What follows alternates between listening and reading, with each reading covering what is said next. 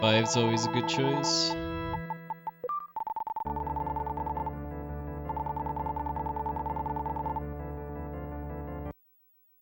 Hey, good evening, sir.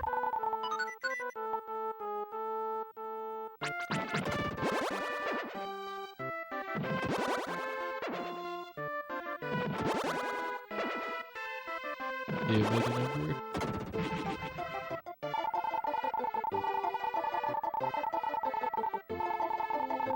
Hey, thanks for the luck.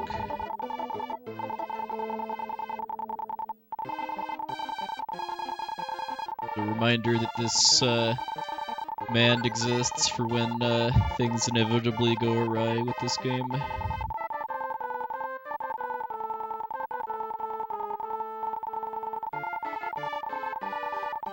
Hey, Watley.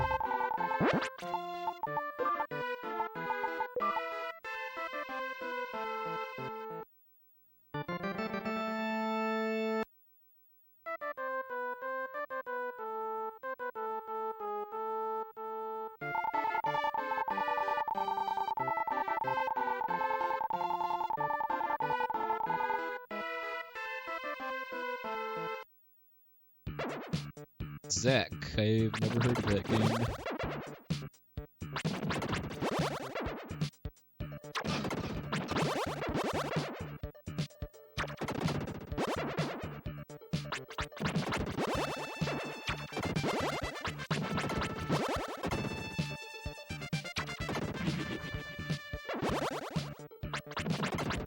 Thanks, Delicious.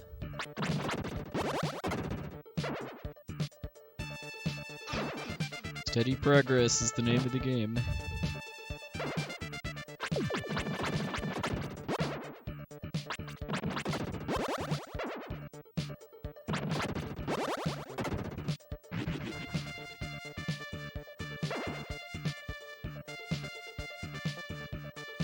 Hey, Tina, thank you very much for the host. Stream went well. Some monster boying.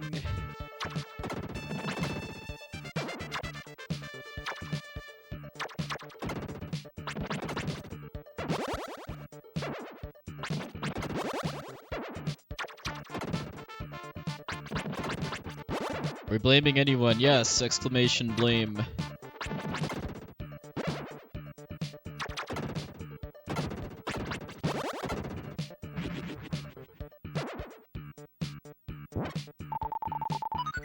Oh, thanks, Yes.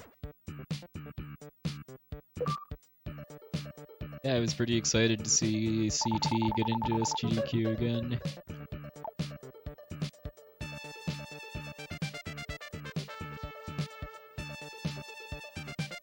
Should be back to that probably next weekend.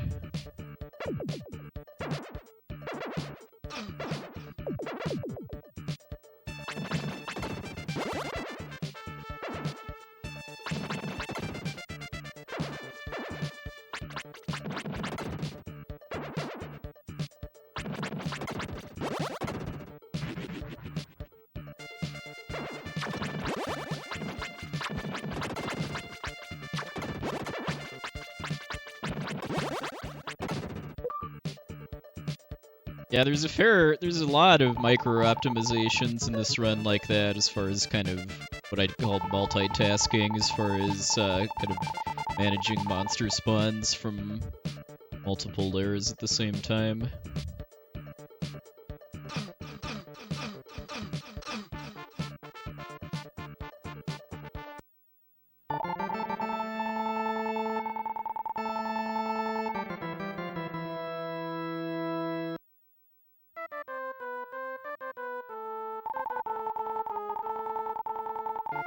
Yeah, I should be back to Chrono Trigger next weekend. I've already started doing some some offline practice and looking for new strats and stuff. Just really feel like ready to dive back in tonight. Kind of one last round with this game before putting it away until next spring.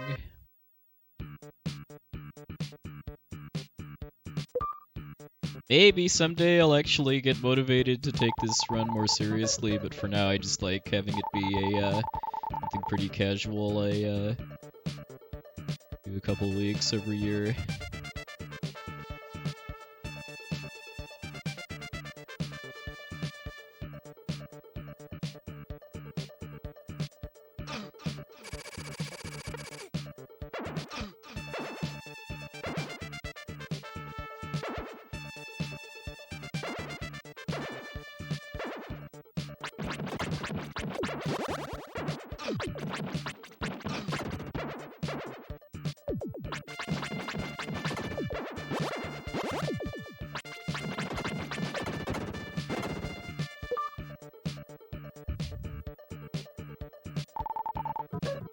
Maybe. I just got the new Mega SG, and I already had a Genesis EverDrive, so it's pretty much the same thing, only better, because it's all Genesis games instead of 20 or however many, but we'll see.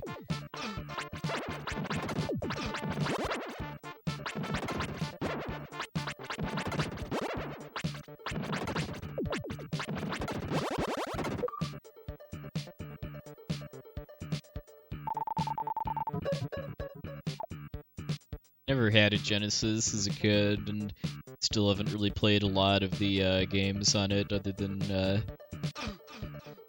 Phantasy Star 4 and Shining Force 2 and the Sonics, so looking forward to exploring more of the library at some point.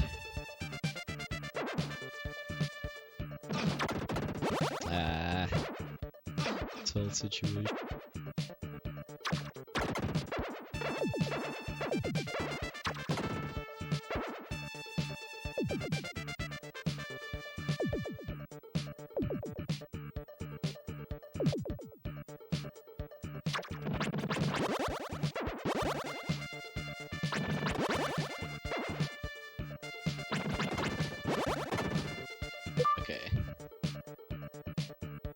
Scared by being one hit away from death, but we made it. And I'm perfectly positioned for the death warp here.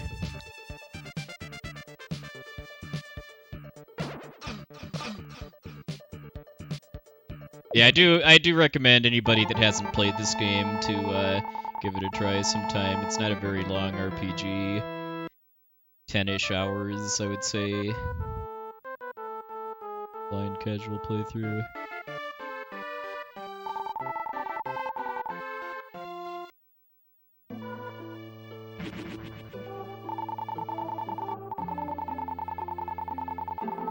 The most unfortunate thing is that this game never got any kind of re-release on Virtual Console or any other media. The original SNES carts are kind of overpriced.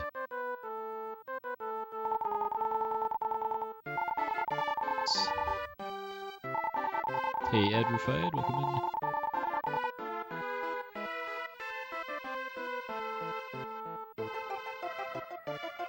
Yeah, we had our annual Good Luck, Enter Blame, Ever Hate, Soul Blazer race yesterday. I think I placed 6th out of 13, which is about more or less what I expected. Got a 154, and I believe I got a 201 last year. Nice improvement there.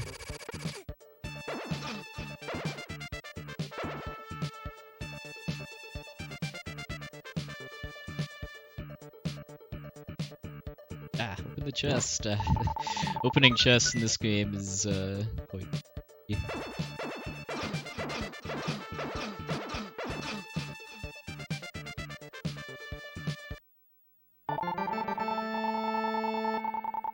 They made it a bit easier in Illusion of Gaia, the kind of quote-unquote sequel, by making the chests wider, even though it's the same mechanics to open them.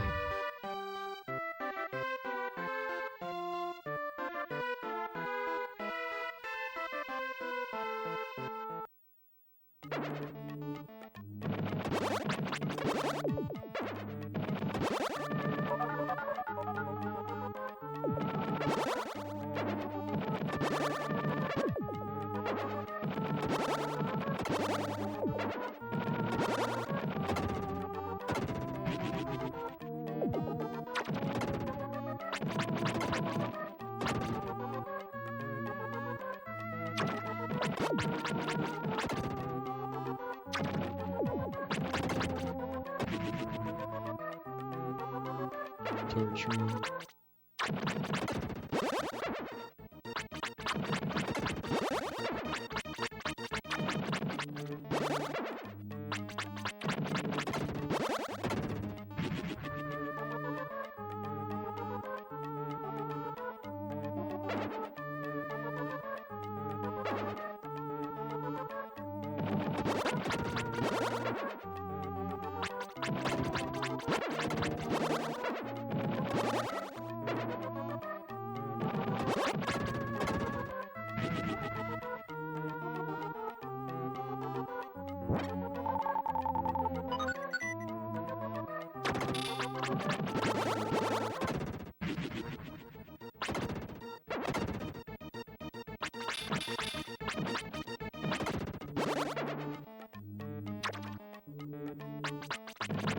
How to do this fight properly.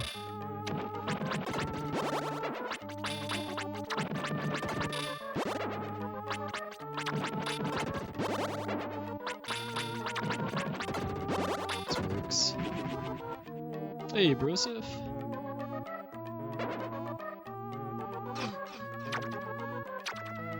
Yeah, I was really pleasantly surprised to see that he got in.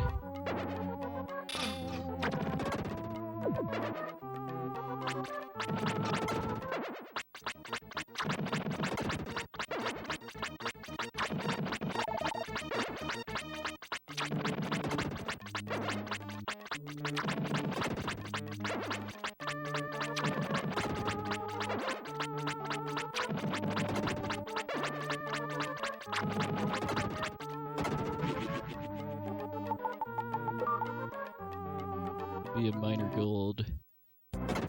That's upside arm.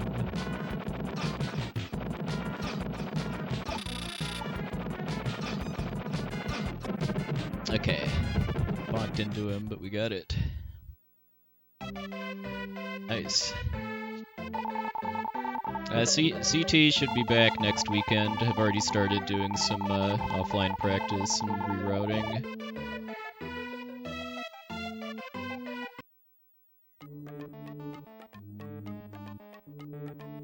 Yeah, if you go to gamesdonequick.com, the list is there. There isn't actually a schedule yet, but should be coming relatively soon. Oh, thanks, Softnum.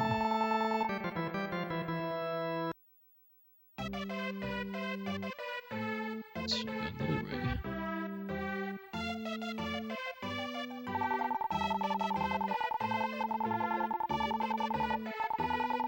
I'm especially looking forward to being able to start practicing now instead of having a limit break run to prepare for too. I definitely appreciated the opportunities last year to get to do runs for both Limit Break and SGDQ, but it was quite the grind as far as, especially for FF6 for SGDQ, as far as having to kind of cram my practice into about a month.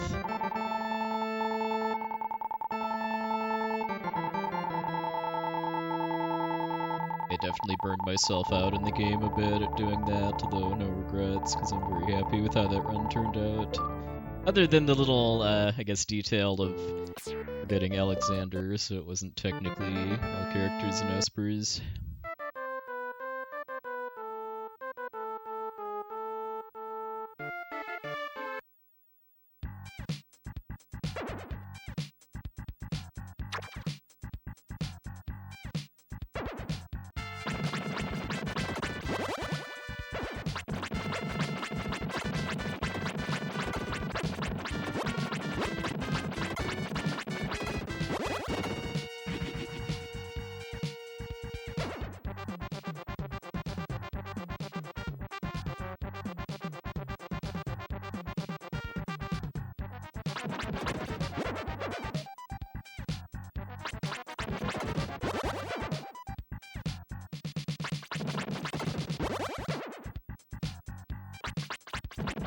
For the most part, the only meaningful RNG in this game is the gem drops. A couple exceptions, like those bush roots, as I call them, which are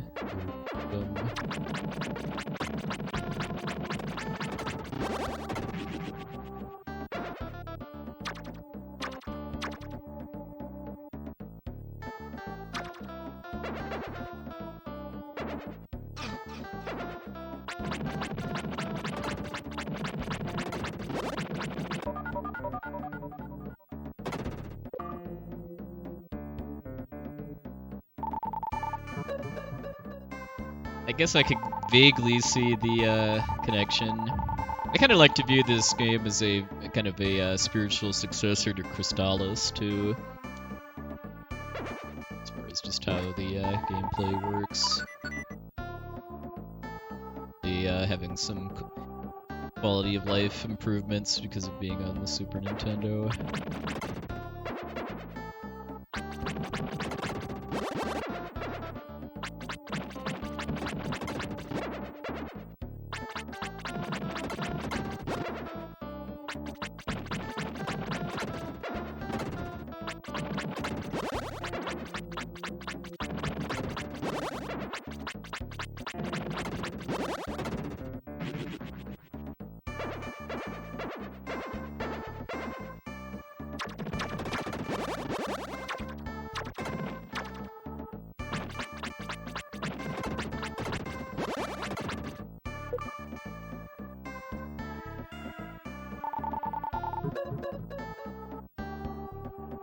Someday maybe I'll actually beat Lagoon just for revenge.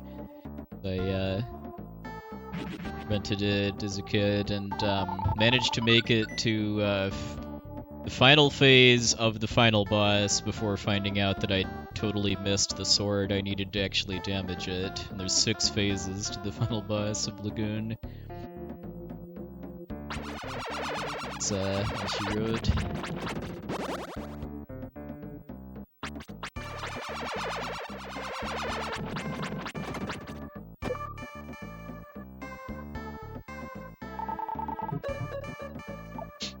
The lost plant known as Mint, I forgot about that. The wackiest plot element I remember is Philip's castle, as far as being like a castle that only appears, I don't know, like once every 100 years based on sunlight hitting it a certain way or something like that.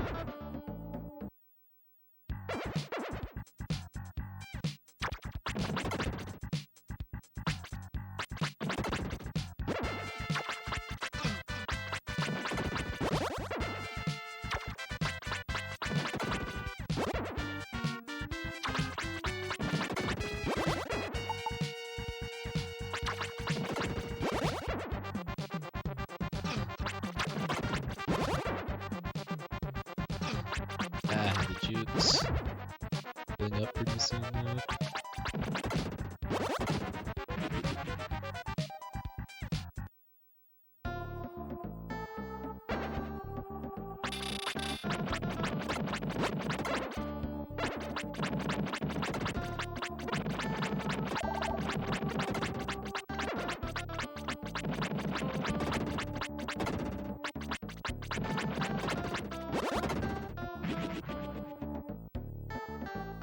I just do console runs, yes.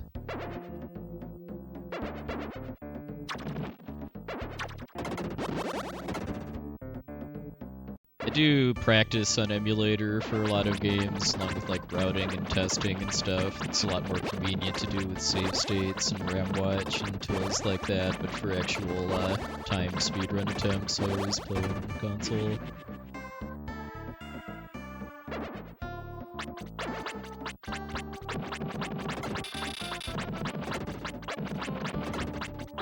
Everybody's different, but for me especially, playing a game like this on my computer just isn't the same as playing it on a CRT TV.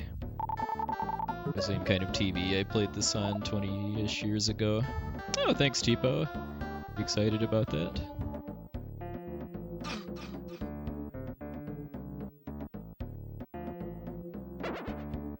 I have an SD2 SNES, yeah, although I'm playing this on an original Blazer cart.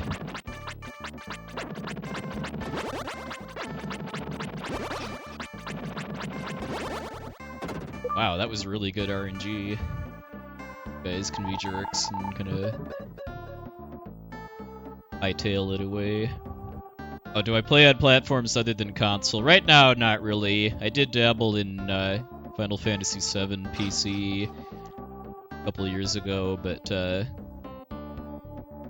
other than that, I'm only right now really interested in running console games, like the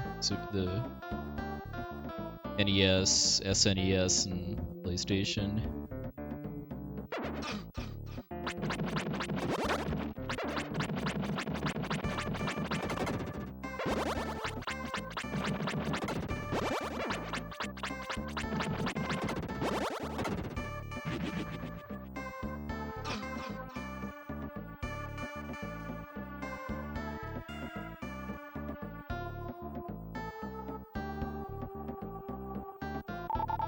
I vaguely remember Scorched Earth.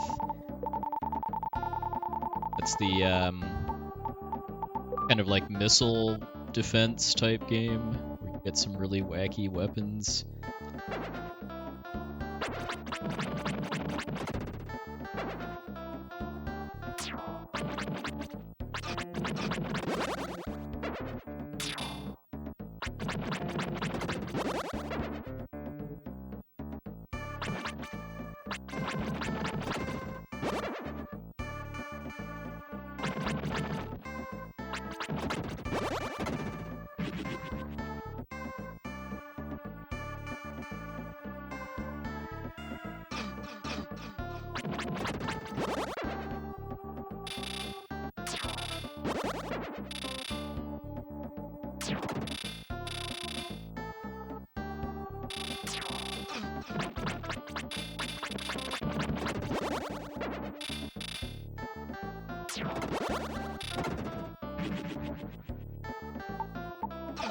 Have the medical herb equipped.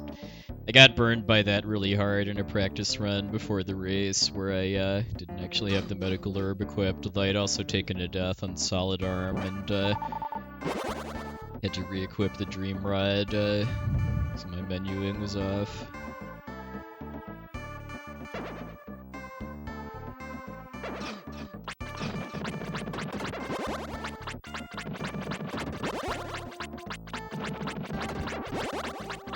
Thanks, Woodman.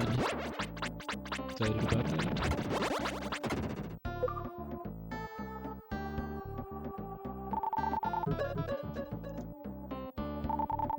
Should be back to running CT next weekend. I've already started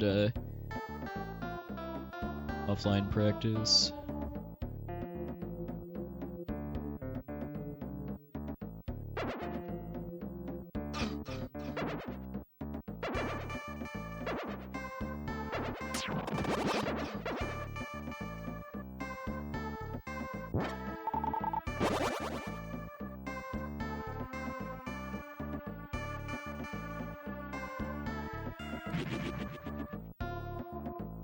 Oh, thanks, Checker.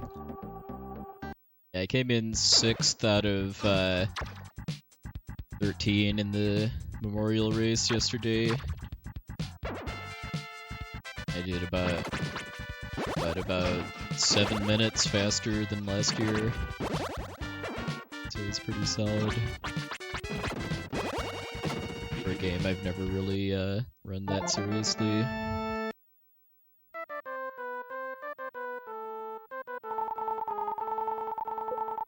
Hey, Wells, evening, sir.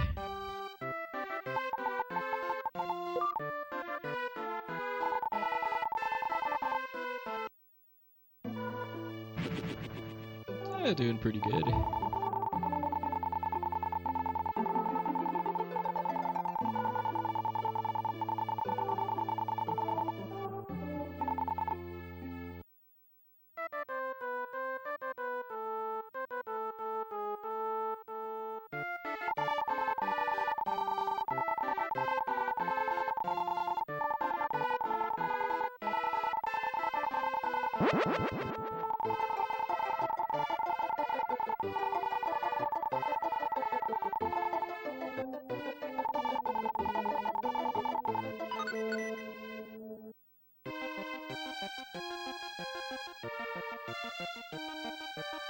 Maybe next year I'll start looking into doing the ice armor skip, seeing how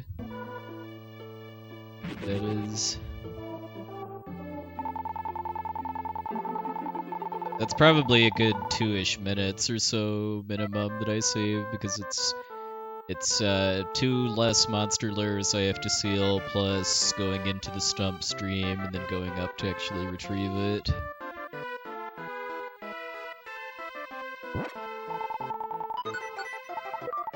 No ice armor makes Leo's basement really, really difficult. Well, it's already difficult. It just makes it even more difficult, because I have to budget a bunch of health for just walking over the heated floors.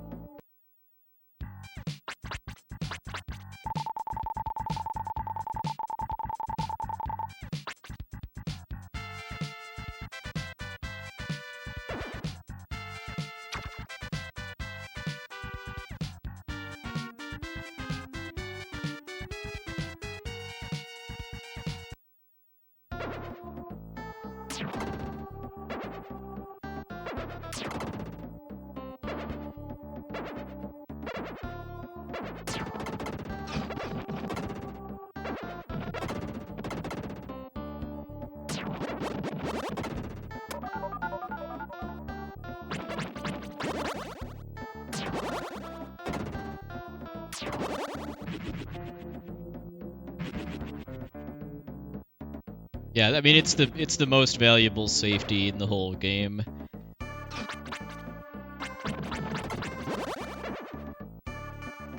I mean, if you skip it and then die in Leo's basement, you're going to lose more time than getting the ice armor takes.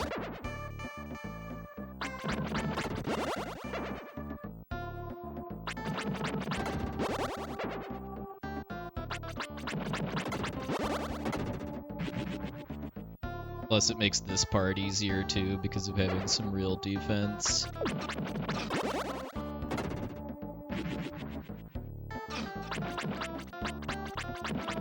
And I'm sure I could, if I actually put some more work into the game, could get like a 145 or so with getting the ice armor.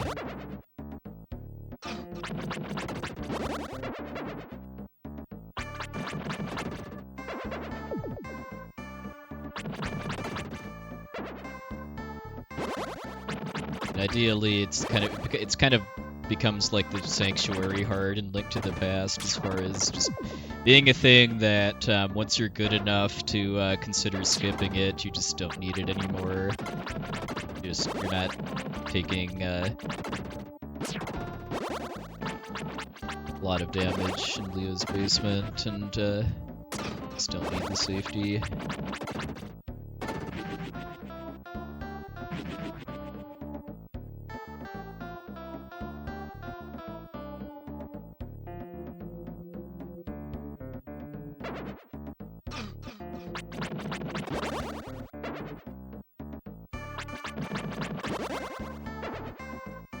I would need to. In addition to Leo's basement, I would need to put some more practice into the Light Shrine here in order to.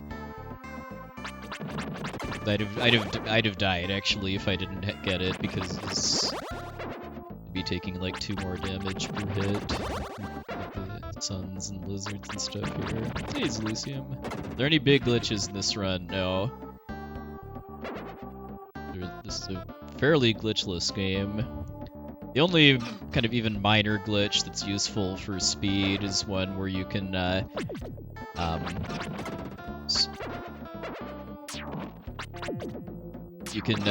of change swords.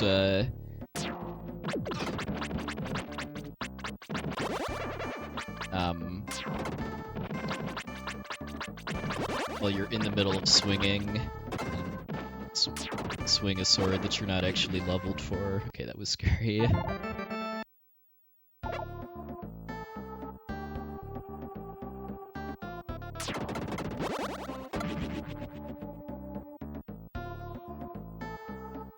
The glitch is only really useful in the for fighting ghosts in Magrid Castle, though.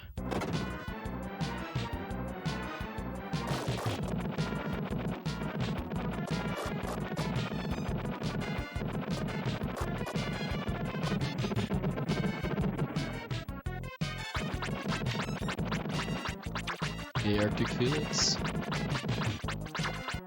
Yeah, nailing this boss is quite satisfying, even if you're using safety strats like I am here.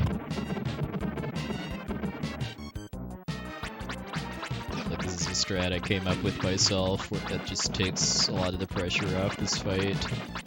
As long as I can survive 2 hits from the red statue here, it's free.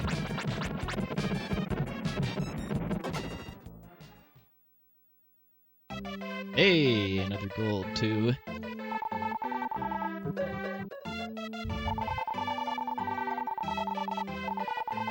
Getting a sub 30 at this though, I think is gonna for me at least, is gonna require ice armor skip.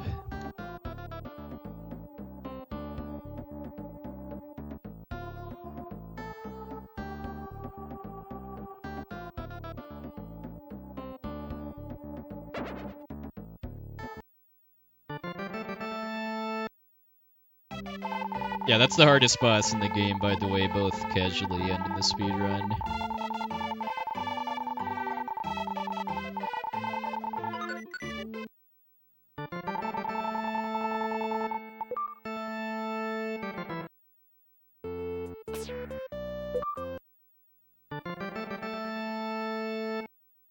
I mean, there's no randomness. Everything that the lion head statues do is based on your position and be manipulated, but it's very finicky.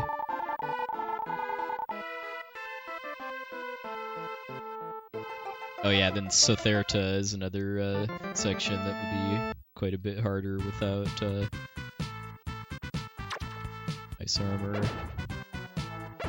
But then after this, it doesn't matter anymore until Leo's lab.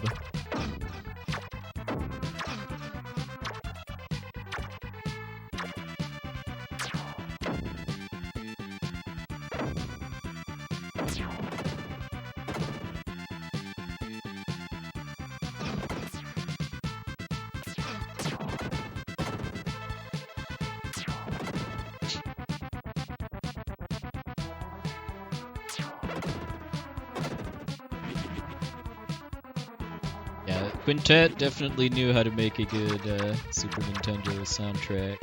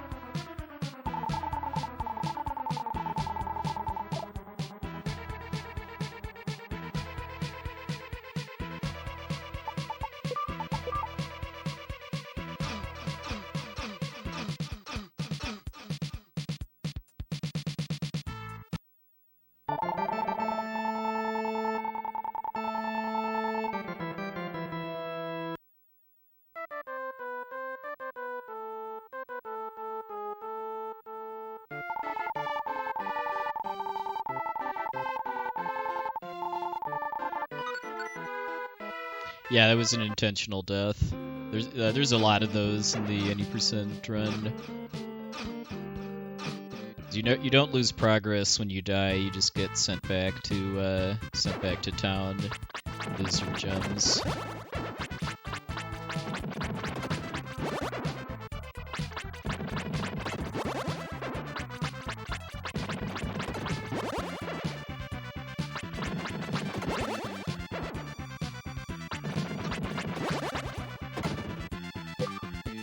pretty scared of trying to wear down my health there after I had a very costly death in the race that pretty much single-handedly killed any chance at a PB. Just unfortunate that if I play that fight safe, then this next death warp here is very slow. Takes multiple cycles of bubbles to run down my health. Hey, Helicore.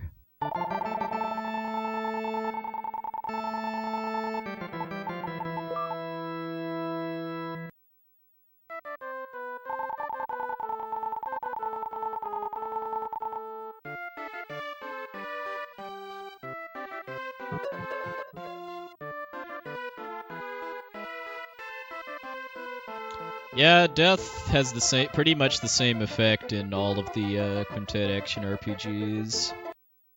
The only one where it's not that useful for speed running is Terranigma, because Terranigma has a exit dungeon spell.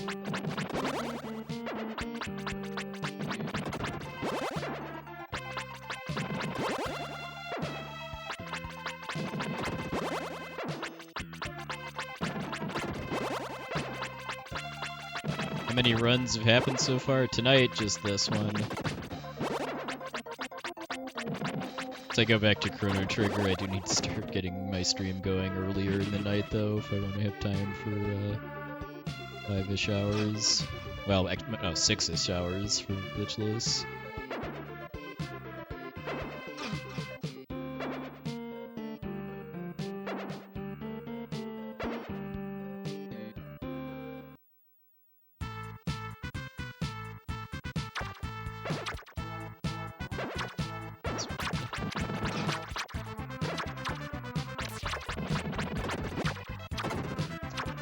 I do like how Quintet had some mercy, though, in all of the required fights with those flying jerk birds. There's only like 1 or 2 of them I actually have to fight.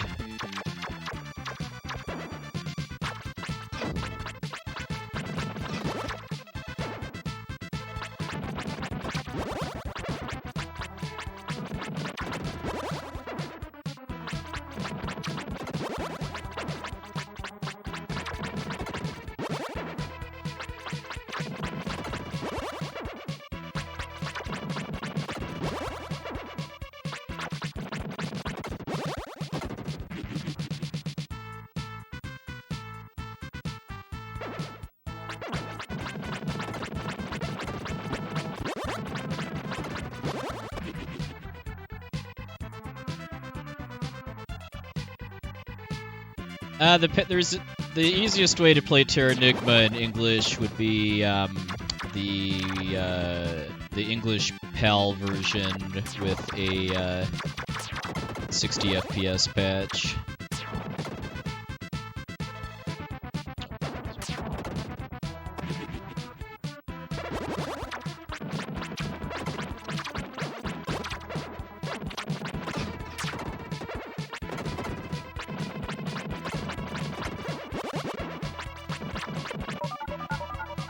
There's no need to actually translate the game, because there is an official translation, it's just that it was only released in Europe and Australia. Which are PAL regions, but there's a patch for the PAL ROM to make it compatible with NTSC consoles.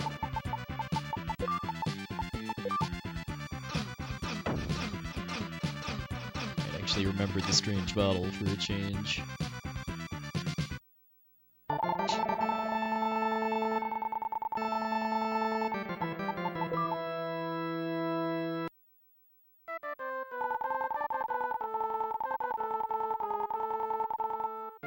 Play Terranigma again one of these times. It's been a number of years.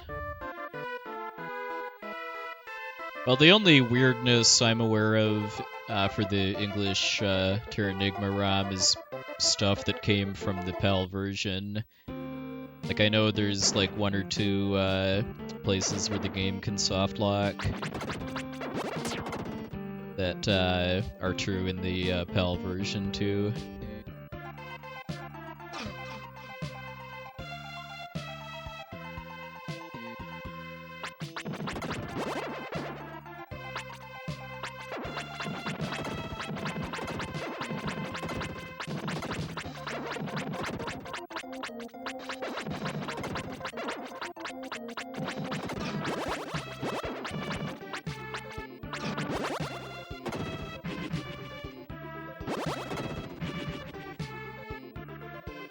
Oh, that. Okay, yeah, I know what you're talking about now. The doll that's talking in rhyme. The Japanese version, the text lines up really nicely with the sound effects, but doesn't in English.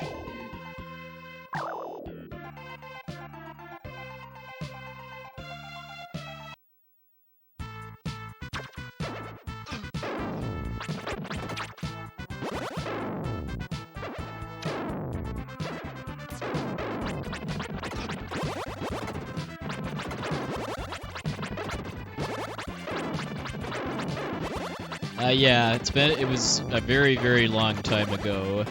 But yeah, I played Shining Force 2.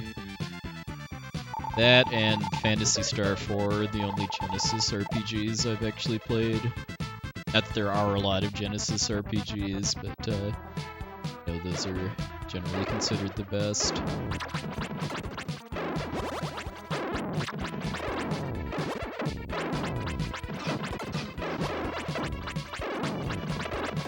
Saturn RPGs, eh?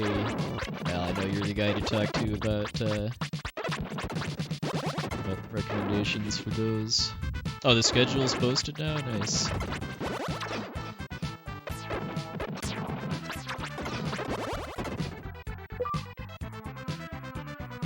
Doing good on both health and gems. Nice.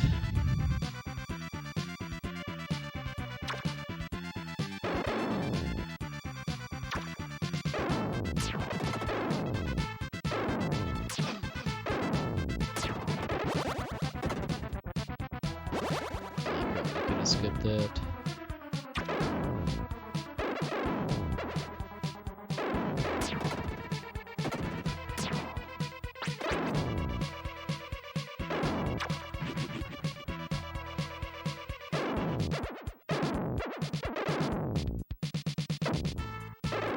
Sorry to hear that, Zulisi.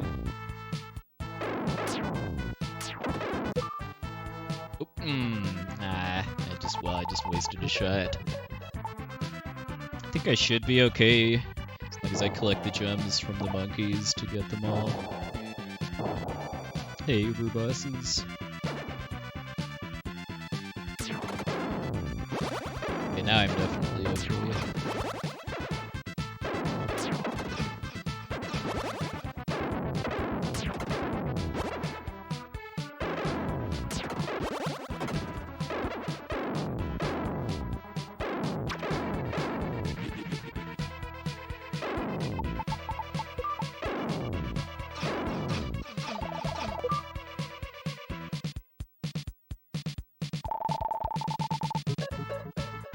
Almost didn't need the medical herb if I'd have taken less damage from the falling rocks.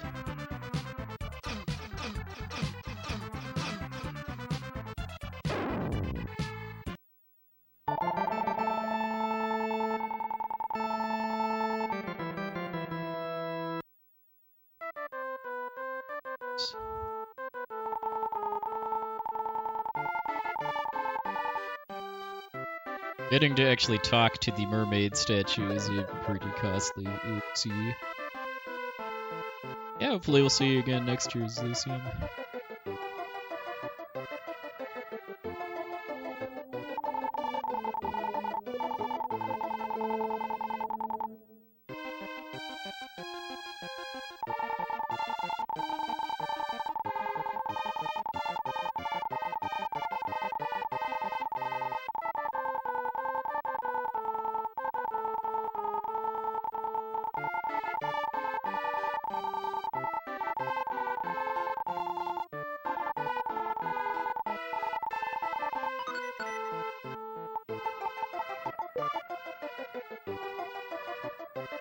All that work to get a very cool item that's only useful once, unfortunately.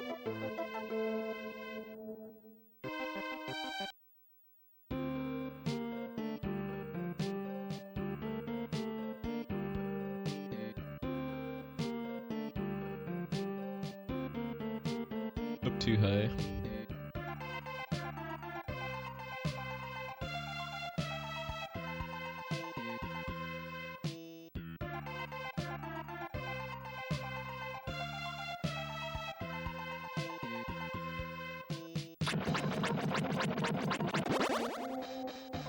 These Zentetsu sword would be quite nice if such a thing were possible. Main thing I would really love to see be possible would be early Phoenix, just because the whole Phoenix backtracking segment you have to do before fighting Deathtoll. It's probably my least favorite part of the run. Hey, Tolomar.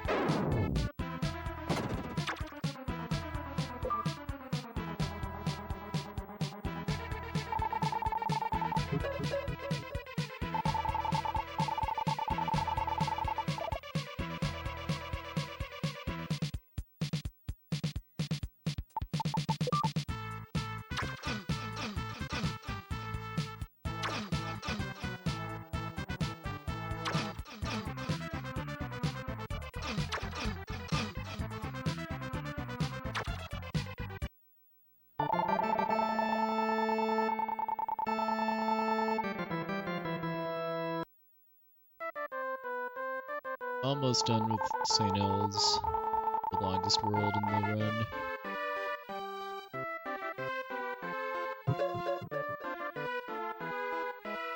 Handful of PlayStation RPGs.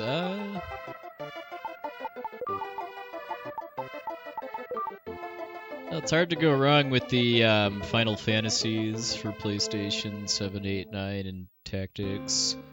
Legend of Mana is pretty solid.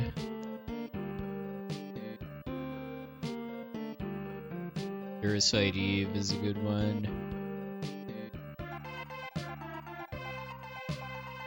Yeah, Soten as Castlevania Symphony of the Night counts. I mean, it's a Metroidvania and one of the first of that genre, in fact, but it's got some pretty strong RPG elements. Lunar 1 and 2. Sergeant Kills. I've never played Grandia, but I've heard people speak pretty highly of it. Hey, Kirby. Cats.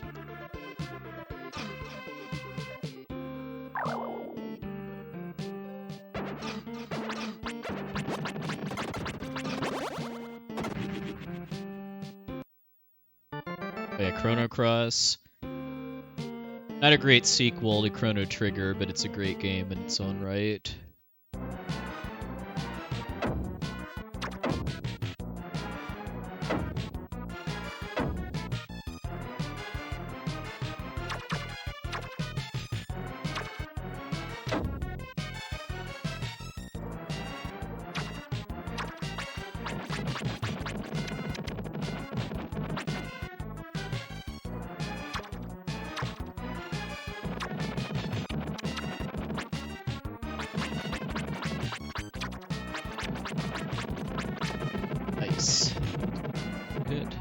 Good because he'd have killed me in like 2 hits.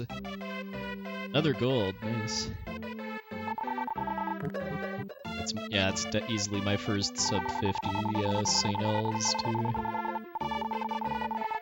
Still like 5 minutes slower than a good time for World 3, but steady progress is the name of the game.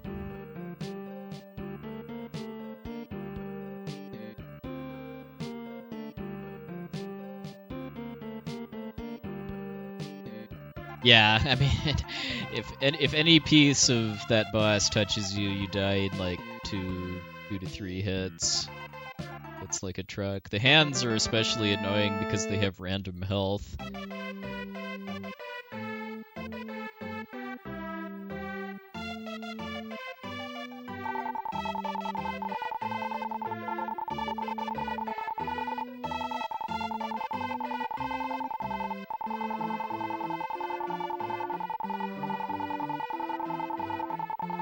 Anybody else got recommendations for good PlayStation RPGs? Assuming we're just talking PS1, not PS2 and... Oh yeah, Lundra is another game I need to play at some point. Yeah, Breath of Fire 3 and 4. I can highly recommend Breath of Fire 4. 3 I struggled to get into and never was able to finish, but sure I would have enjoyed it more if I'd have played it when it was new.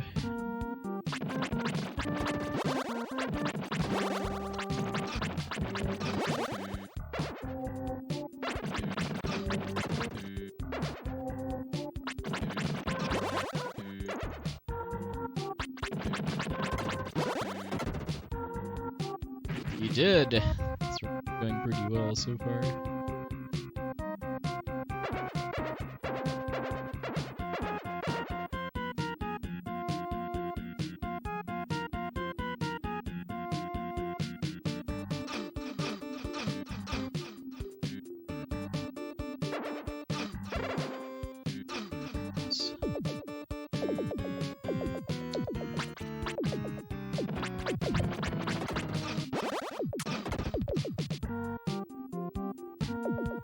I'm gonna die.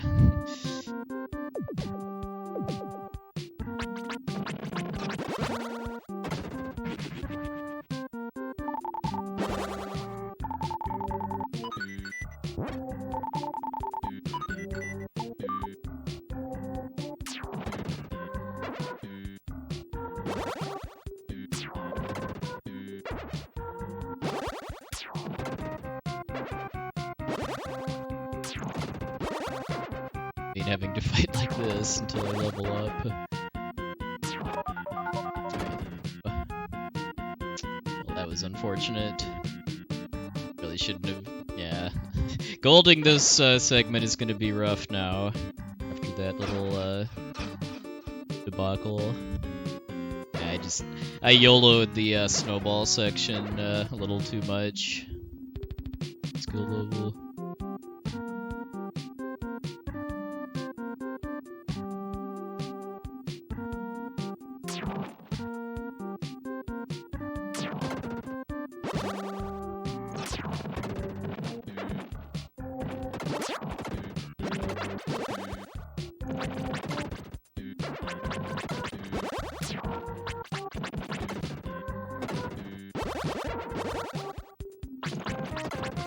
Adopting a no mercy policy with those deer after how badly they've wrecked me before.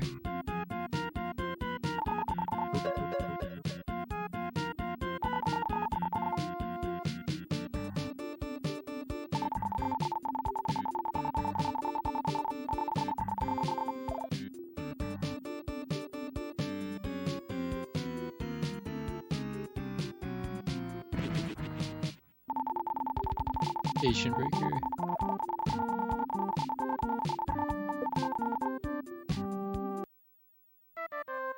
Thanks to killing all of the snow deer or whatever they are, I'm fine on health now.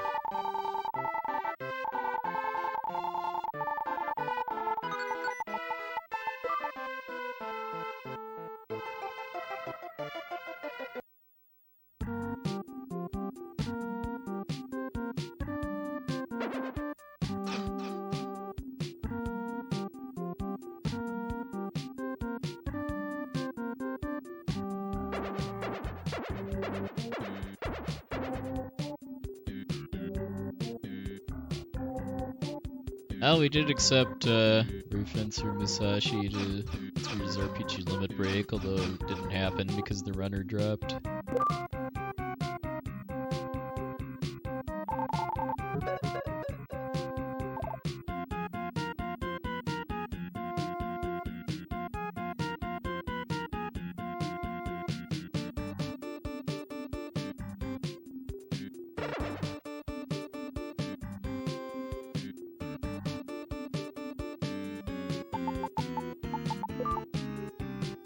Yeah, demo discs are definitely a product of downloadable game times.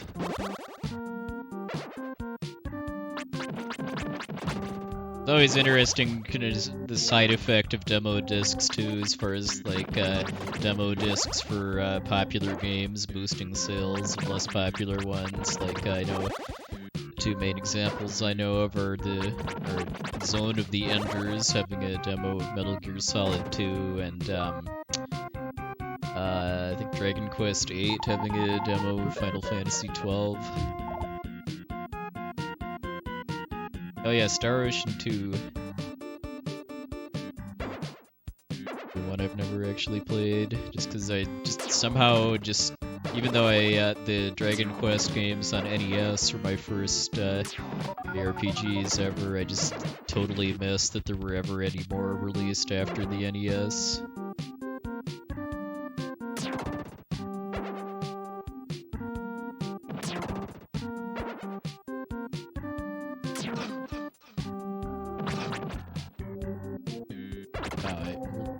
Get many hits in.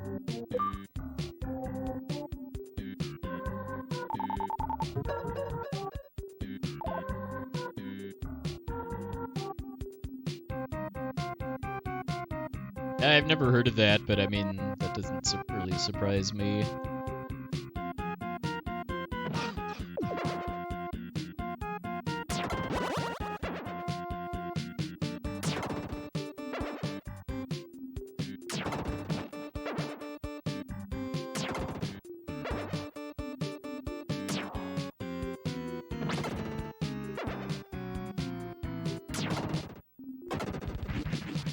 That was decent, actually. One-shotting those bats with the light arrow spell is harder than it looks.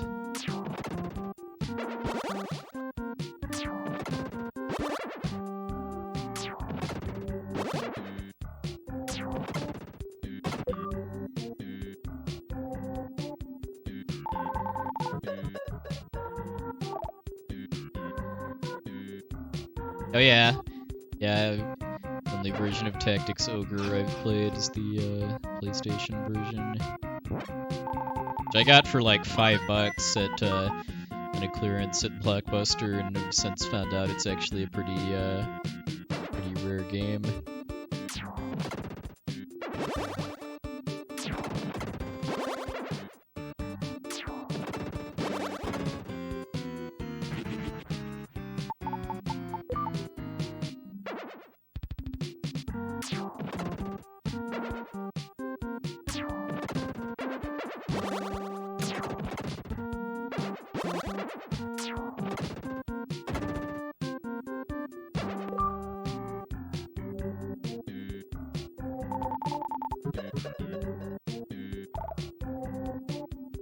Yeah, I know there's a translation patch for the Super Famicom original version that's just patches in the script from the PlayStation 1 port.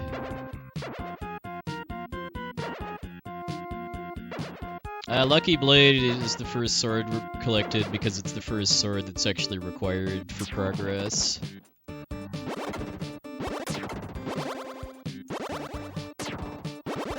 I actually have to get it in order to get past a guy guarding the entrance to the next dungeon area. It works out kind of nicely too for this sexual section because the combat is mostly based on magic, just because of both having the magic armor, which halves jump cost for spells, and then also my the sword that I'm actually high enough level to swing being extremely outdated.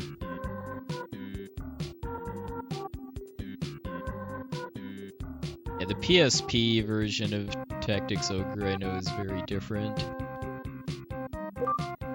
Definitely looks more polished. Although I haven't played it personally.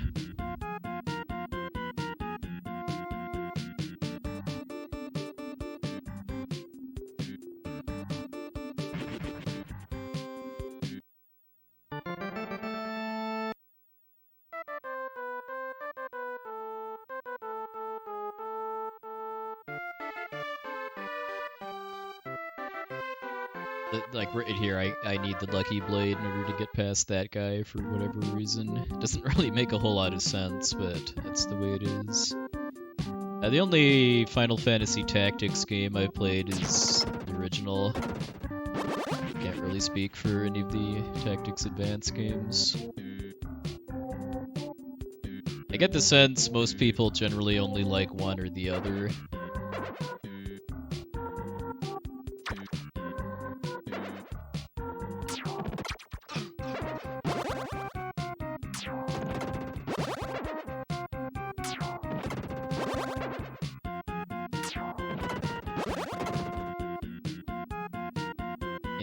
I had a lot of fun with original FFT back in the day, but I feel like other tactical RPGs have held up better over time.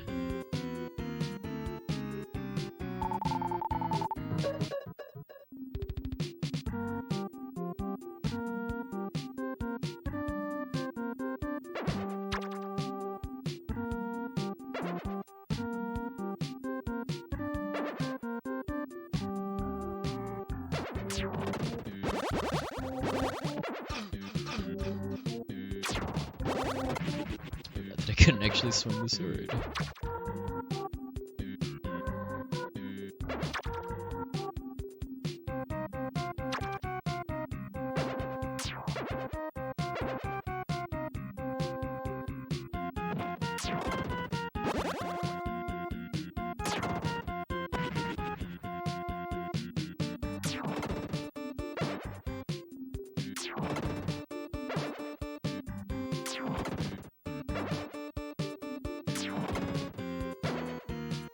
Mean I have to skip these gems, but aggro the vampire until I have to.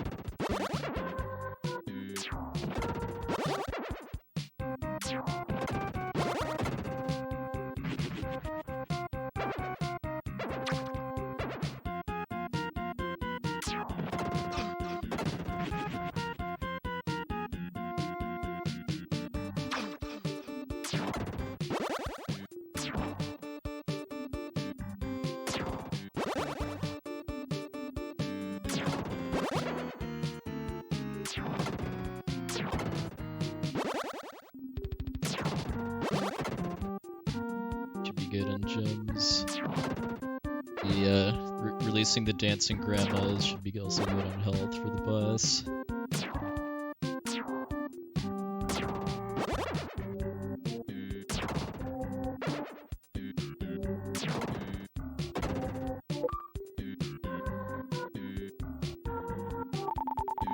Oh wow, I might actually save time here too, despite the first snow mountain being a train wreck with the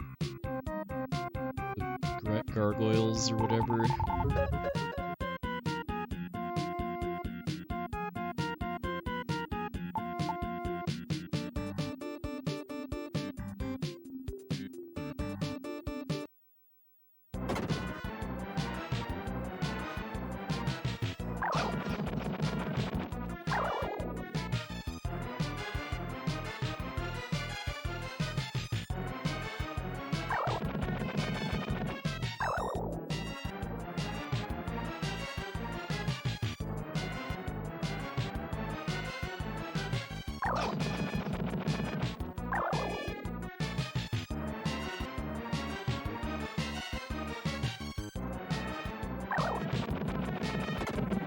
Nice. Saving over a minute if the first snowfield had gone better.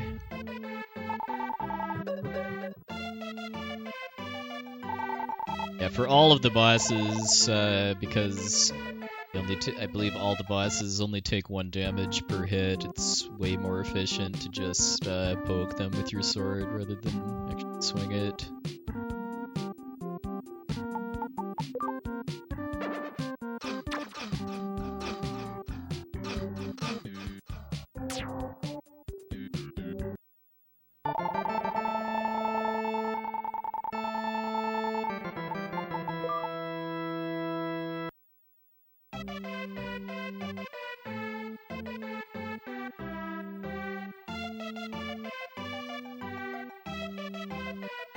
Yeah. Well, the next boss is fun because it's extremely easy. Dungeons leading up to Tyndall, though, not so much. And the music for Leo's Basement is quite fun, too.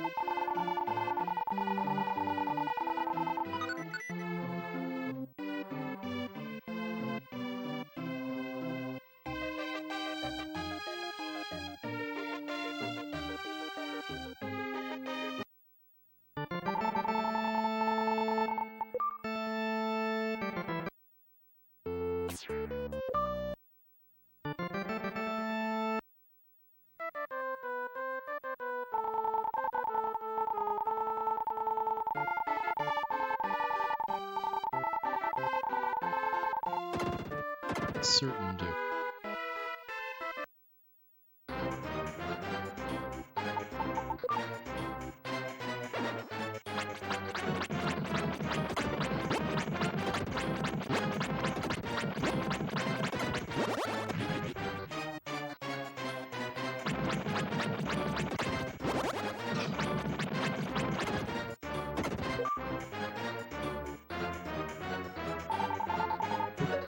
If anyone hasn't seen this run before, this dungeon I'm in right now is the hardest one in the game.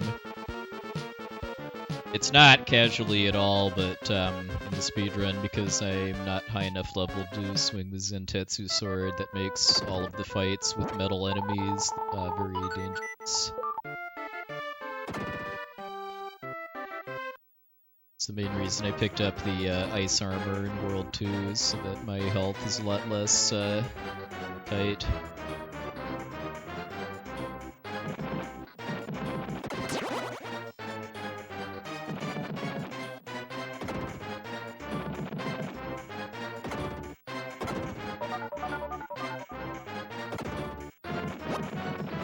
Like these things, if I was actually level 16, would die in 2 hits.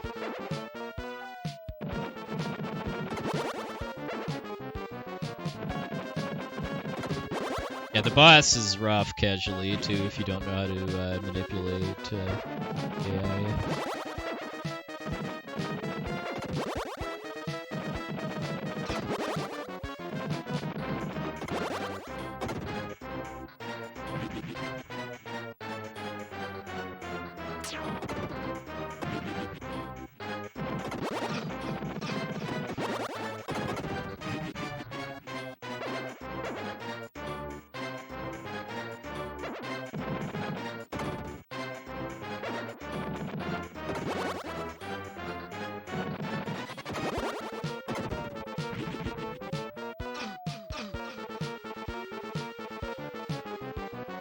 This game tougher than IOG? No. So this is easier, both casually and speedrun wise.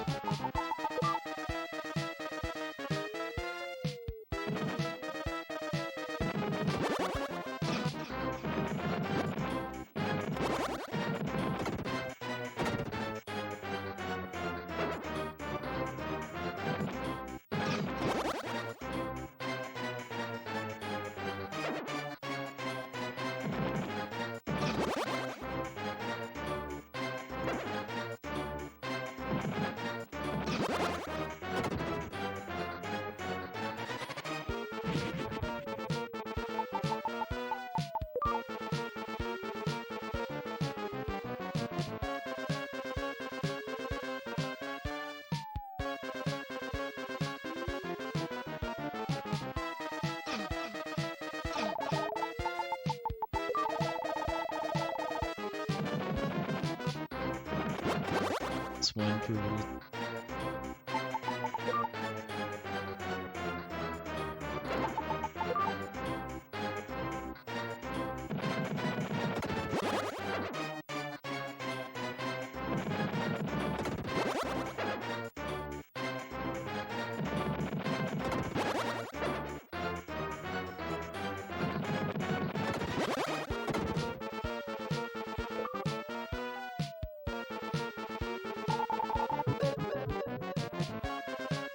I mean, IOG I would not say is a difficult game casually. If you kill all of the monsters to get all of the stat pools, it's really not that hard, I don't think. But I would say it is a bit harder than this game.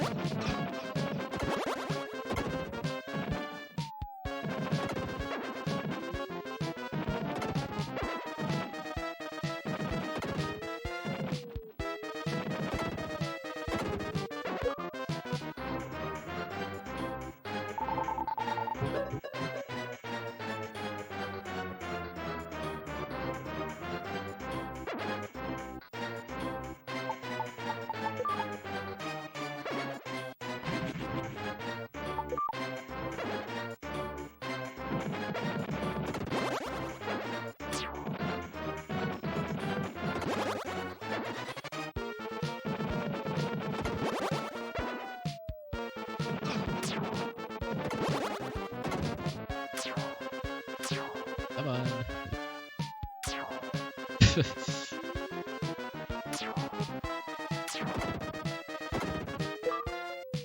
That kind of blue. Trying to kill them while I was still working on the helicopters, but just a little too wily for me.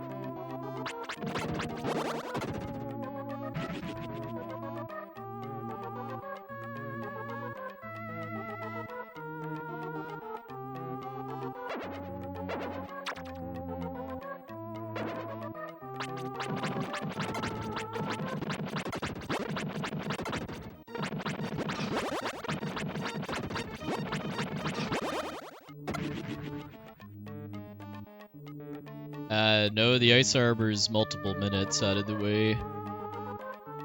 It's, I mean, it's 2 extra layers you have to seal, plus, going into an extra dream in, World 2. It's like 2 to 3 minutes. I mean, it's worth it if you're like me and can't get through Leo's basement without it taking a bunch of unnecessary damage. Because, I mean, one death in the harder parts of Leo's basement is slower than just getting the ice armor.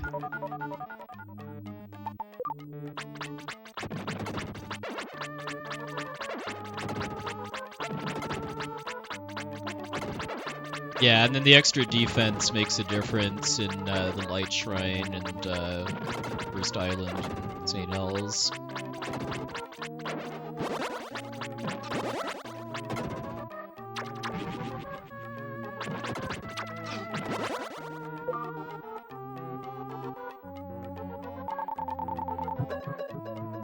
Well, that's if you go get it immediately. Like in my route, I actually don't get the ice armor until I go back anyway to get the Leaves of Greenwood, which means I don't have it for the Fire Shrine basement.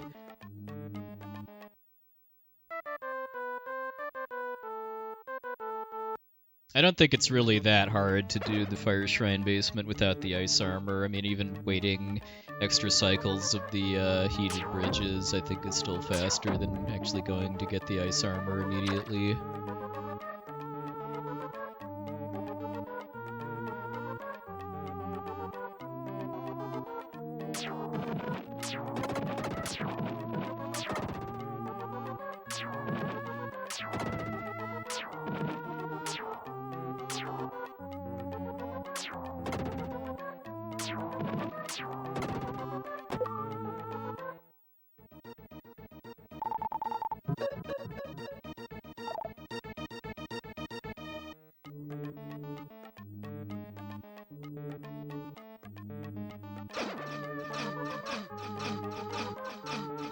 But maybe when I come back to this next year for the 5th annual Good Luck Ender Blame Ever Hate Race, I'd at least like make some save states for Ice Armorless Route.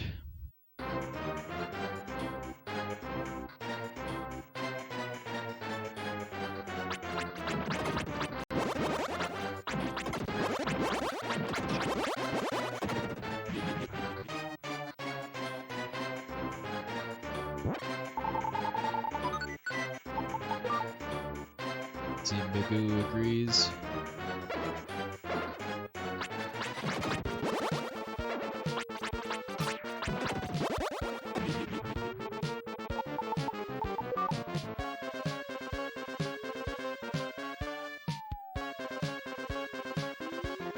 Well, I hope it continues for a very long time.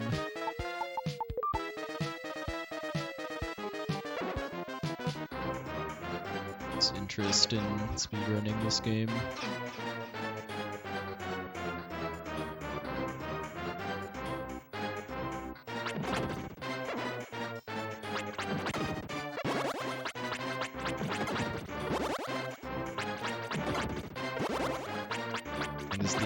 The people that actually knew Everhead are still around too.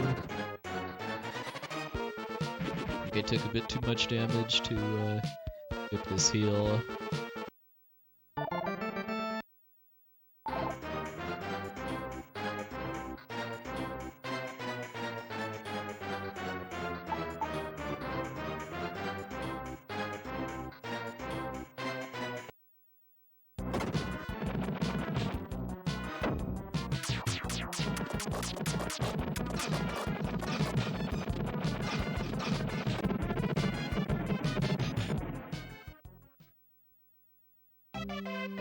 Wow, okay, decent sub 150 pace now.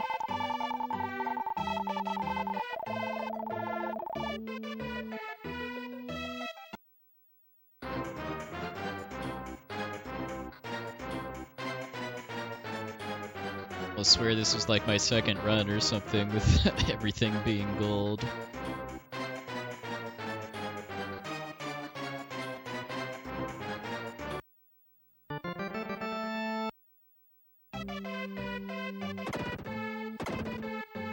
Yeah, I've seen people do a run in like 5-ish hours or so, just going totally blind with Stinger's notes, and maybe having watched like Vegas's tutorial videos.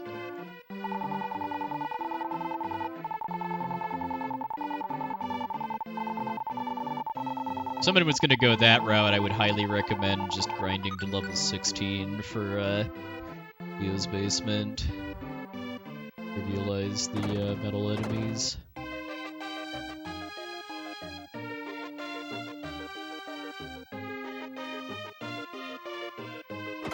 We'll have to see how a good Storm Eagle operates.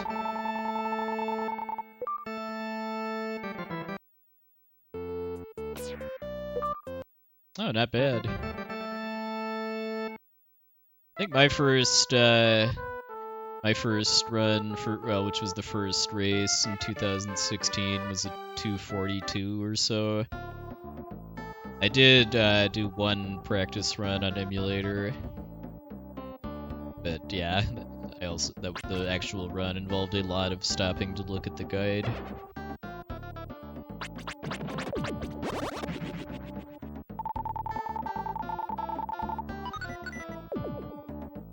I'd say probably the main thing that like the guide and the videos are missing though is just like a really noob-friendly strat for the lion head statues.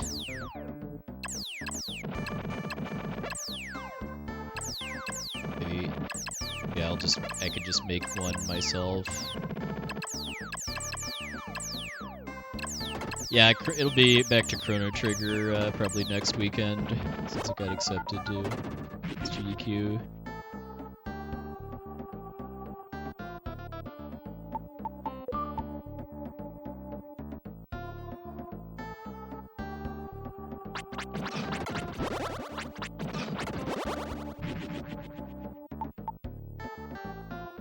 Minor glitch.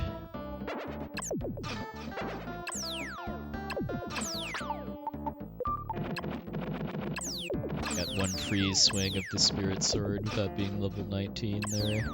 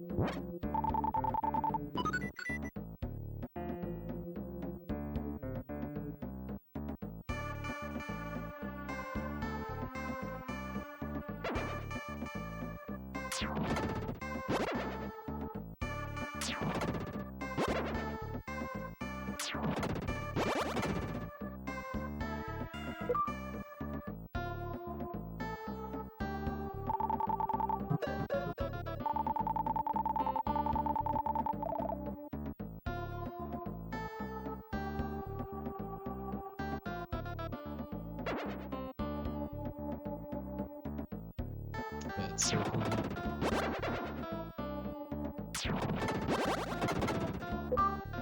Hey, F. Coughlin, thank you very much for the host, sir.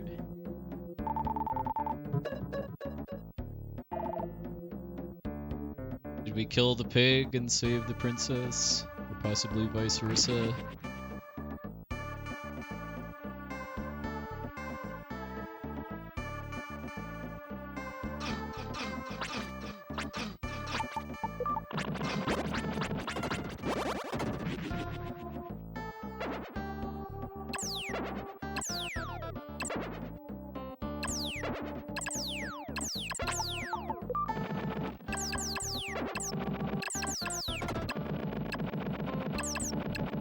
Thanks, girly chick.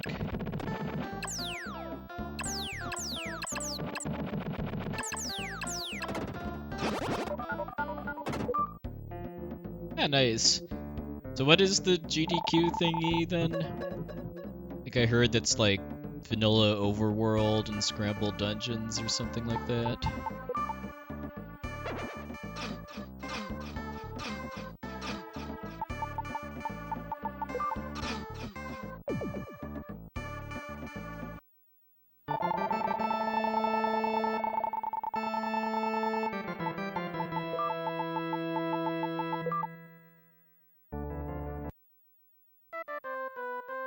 So I'll thank everybody from the host. Some Soul Blazer speedrunning tonight.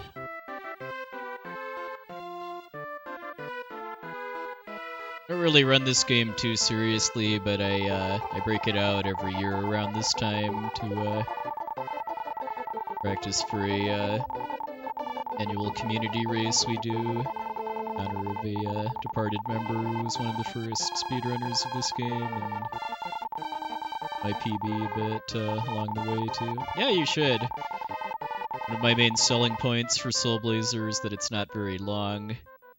Like, I'd say like 10-ish hours or so for a casual run through.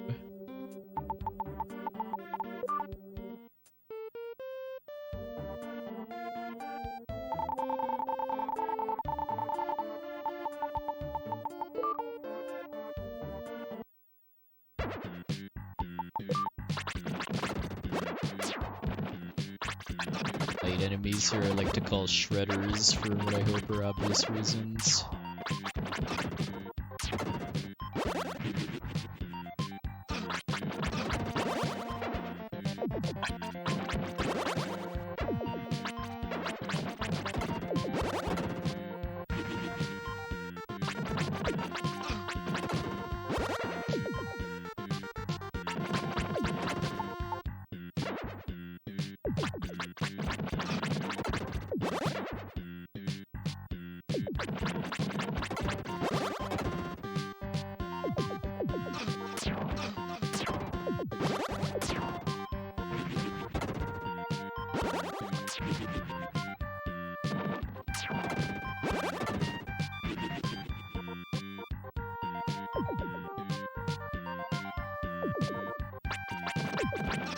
Oh, dang it.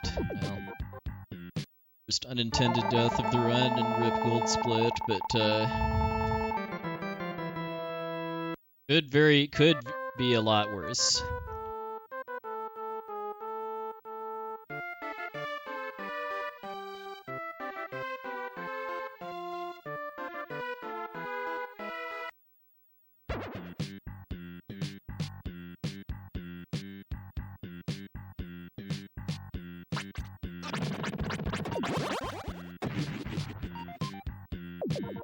Lost the time it took me to get back that fight.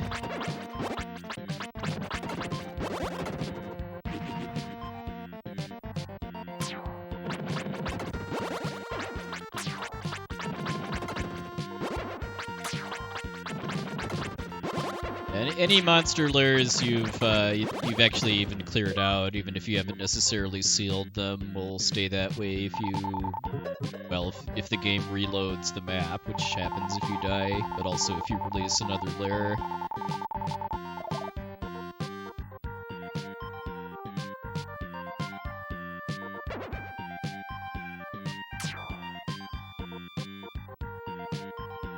Yeah, you should. This is a very excellent action RPG. Just unfortunate that the actual cartridges are a bit on the pricey side.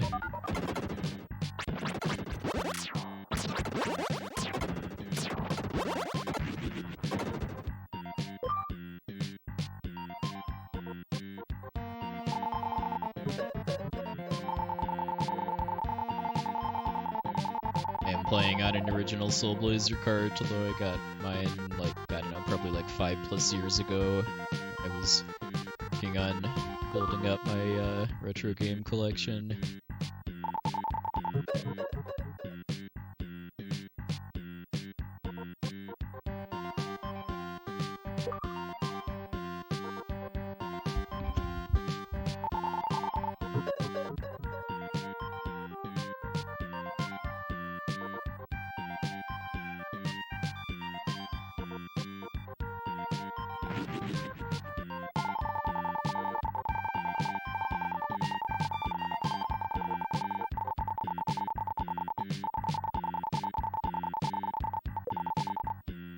Kirby used the gem fairy to warp back to town instead of conventional death, just because it's actually faster, because there aren't enemies to die on nearby.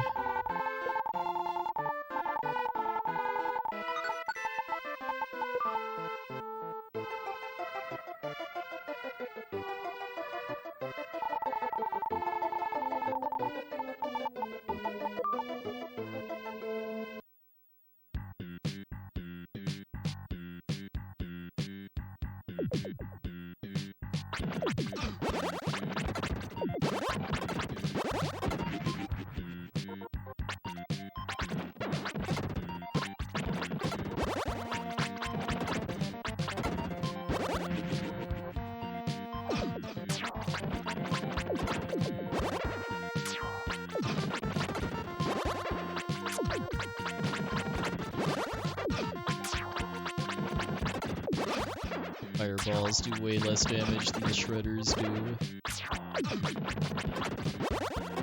Guys getting hit by those if I don't have a choice.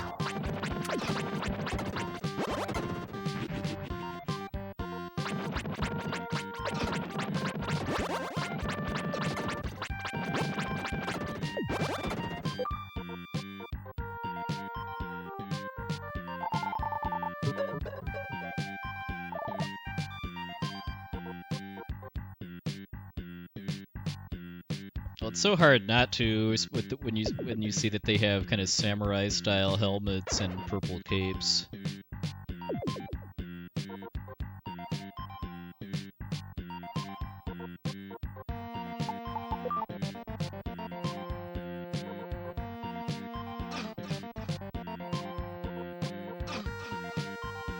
Tank the hit.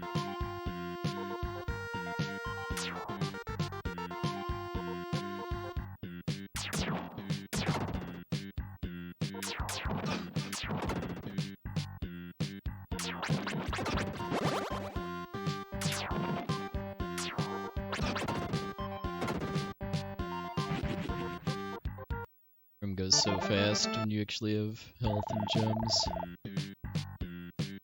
That's like something, it's like 135 something, I think. I don't particularly care since it's world record strats for this run.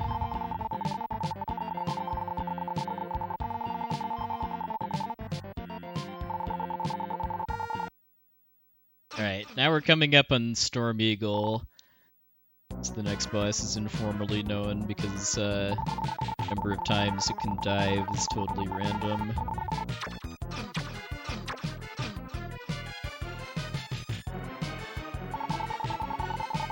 One costs a few seconds.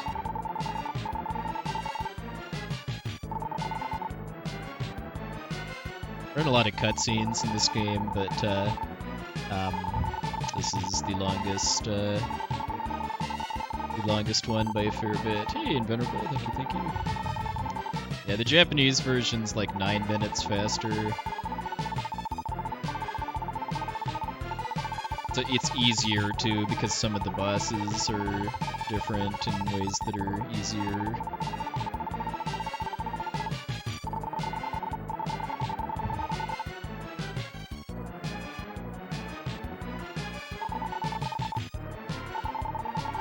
Well, we don't want to count our 0 dives before they've dived.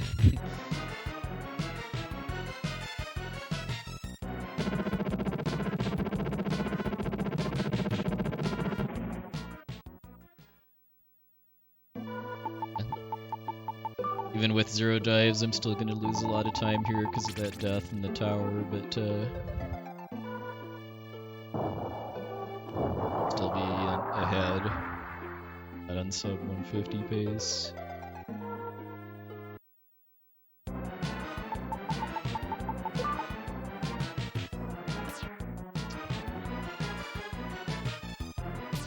Ooh.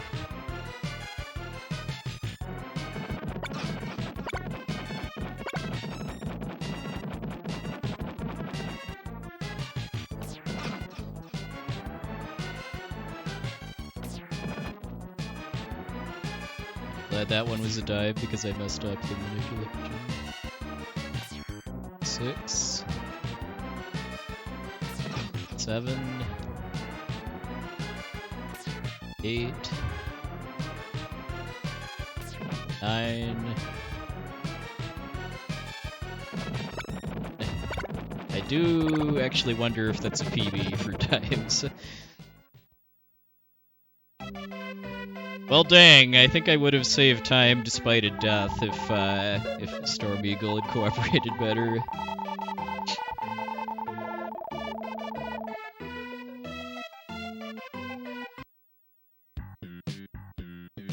Yeah, I think the world record for dives is 22, held by Genya 23.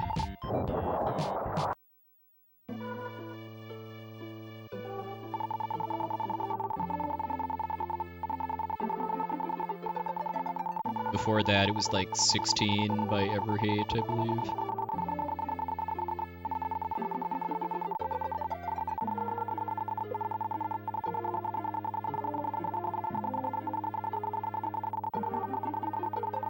After that world, I'm gonna need a pretty strong endgame in order to get the sub 150.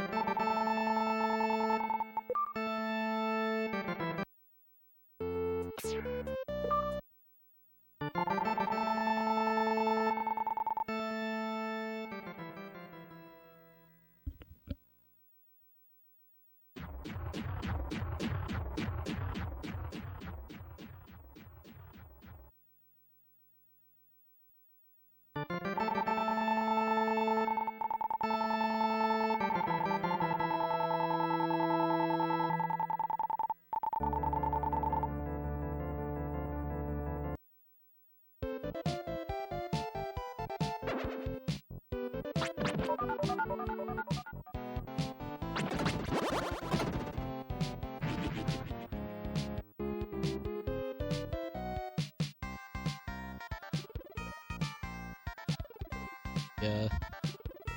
Unusually chill music for the evil world.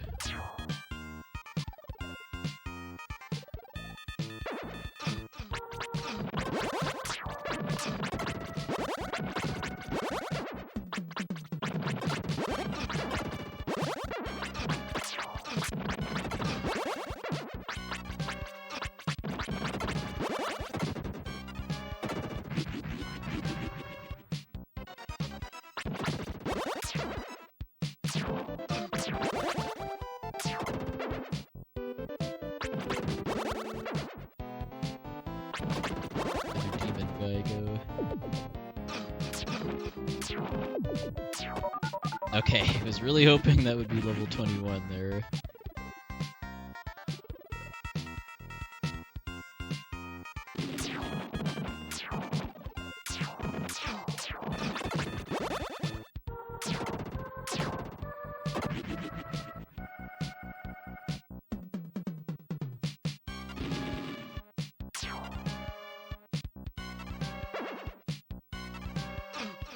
I could have also broken out the medical herb early.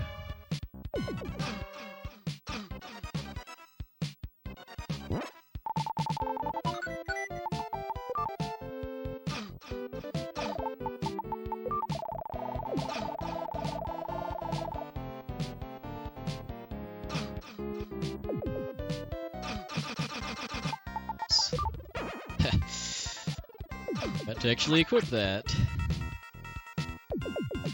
You catch very fast though.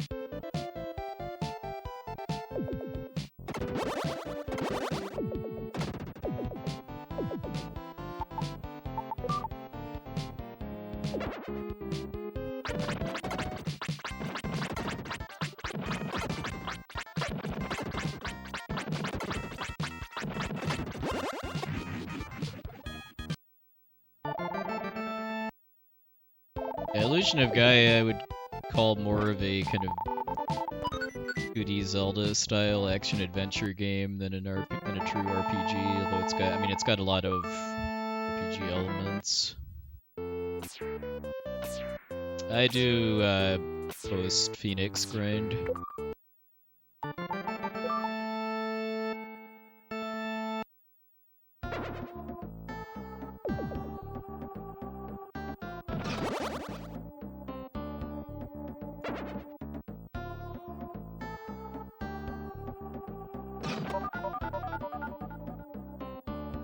Main thing I don't like about the early grind is that you enter the Deathtoll fight with no gems.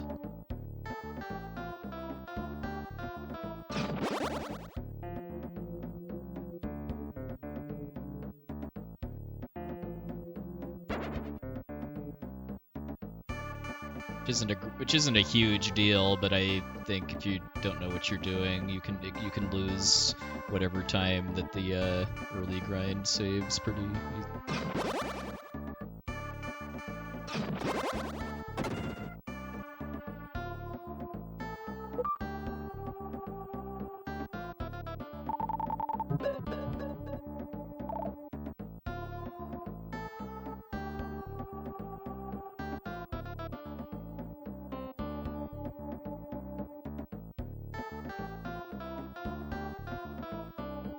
I know another way to get around that is to save the strange bottle from Magrid Castle for the Durian Death Warp instead of it in the dungeon.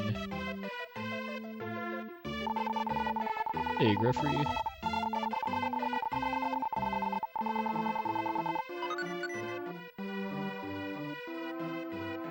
I think Sin Stream does that because he doesn't like using magic on the left tower.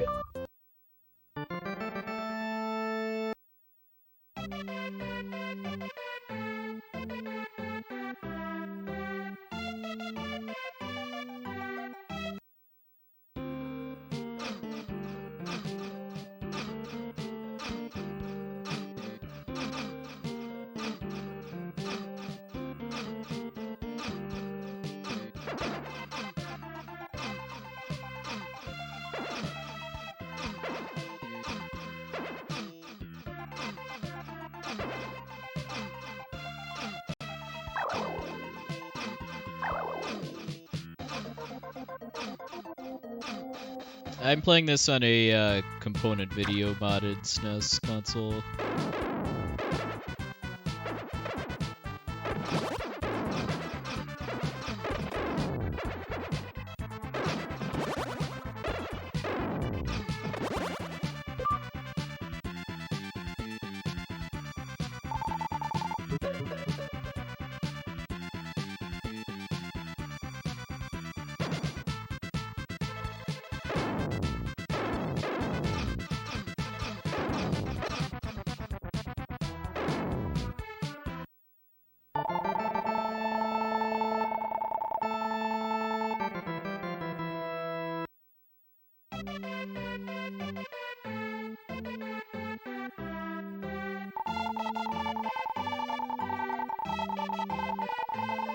X resides on the stick.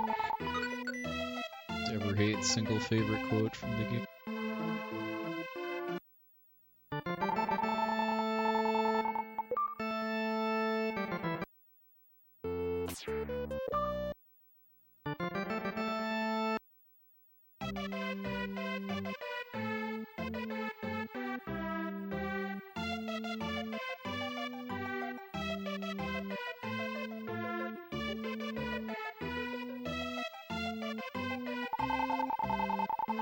I got a 154 in the race, which was, I think, 6th place out of 13.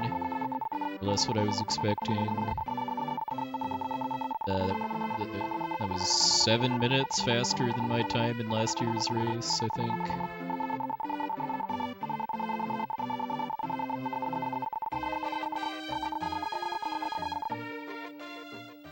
Congrats.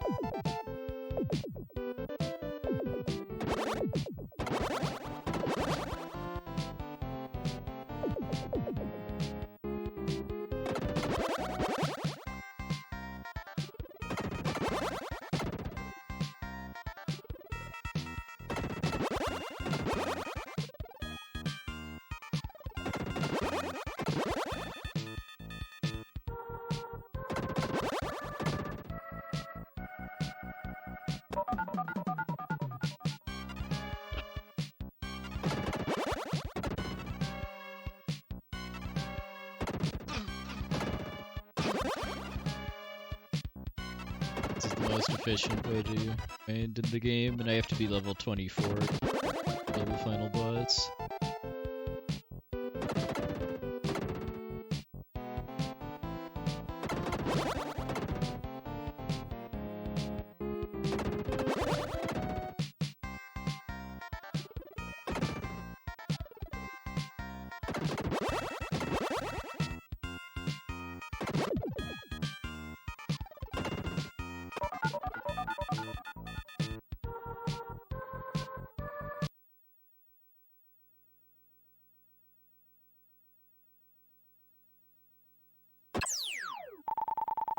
close as far as being... Probably not at this point, actually.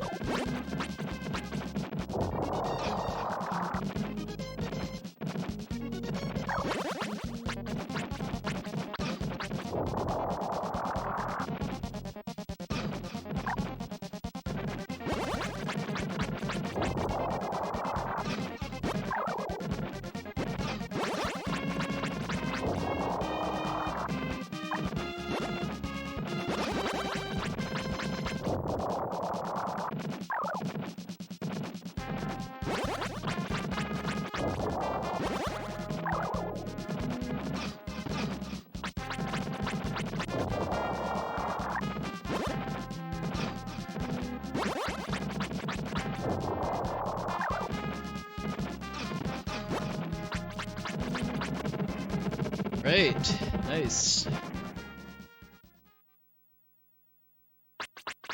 fight. The GG's. But then just getting a getting good flame patterns for the first several cycles, which translated into bad lagged patterns because I didn't have to chase flames around a lot.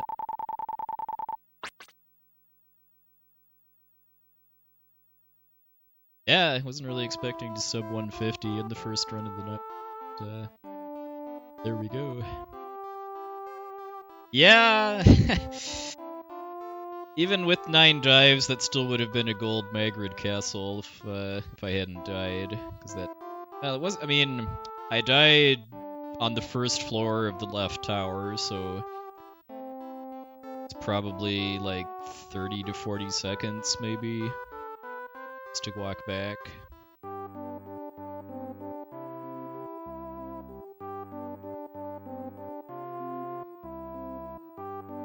Oh yes, of course. Gotta give credit where credit is due.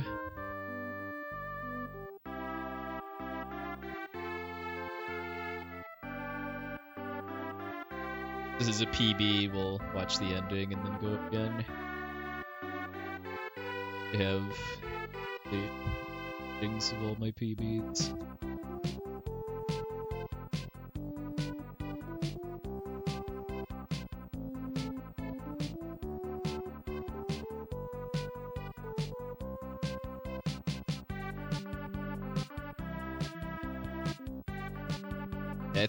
I think 145-ish is probably about the limit of my current route. I think getting much faster than that is going to require ice armor skip and some other safeties. Yeah, I'll look into that next year as far as at least making some saves with the ice armor skip route.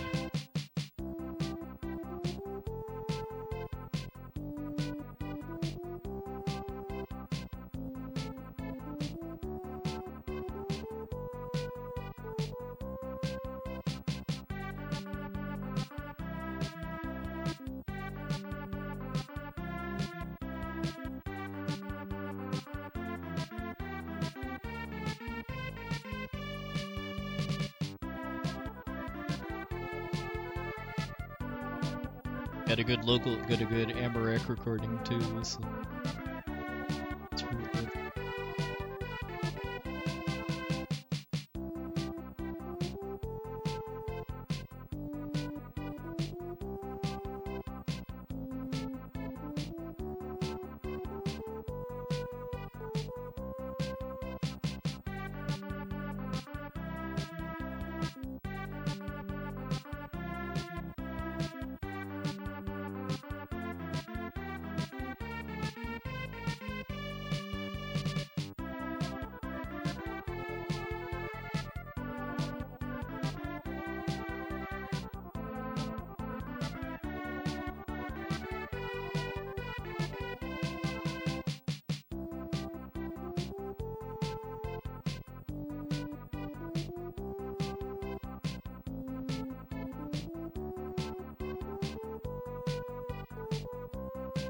Even getting a 145, I think, is going to require doing some actual practice grinding.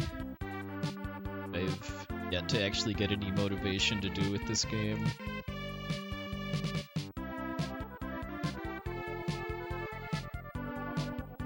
Because there's a lot of time I'm losing with just because I don't know how many monsters are in each layer, or like what the optimal ways to manipulate each fight are.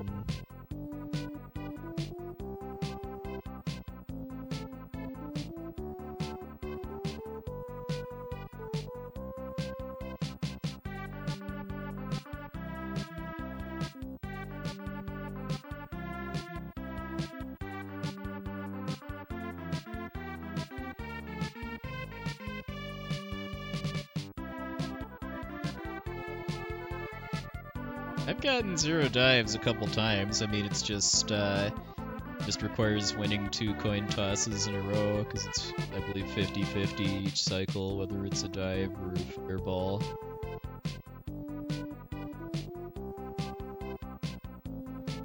I mean, I'd say the single biggest thing that kills interest for me in ever trying to like grind for a top level time at this game is gems, because especially in the first couple worlds, if you don't get big gem drops, you can't use the fastest possible strats for a lot of fights.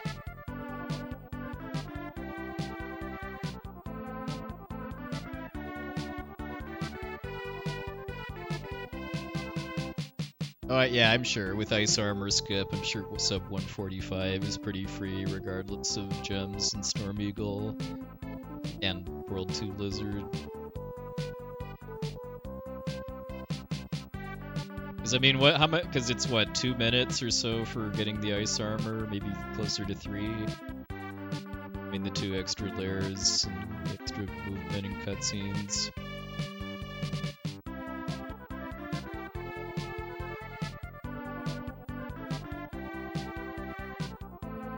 Hey, Sunstream, thank you. Be going again after this.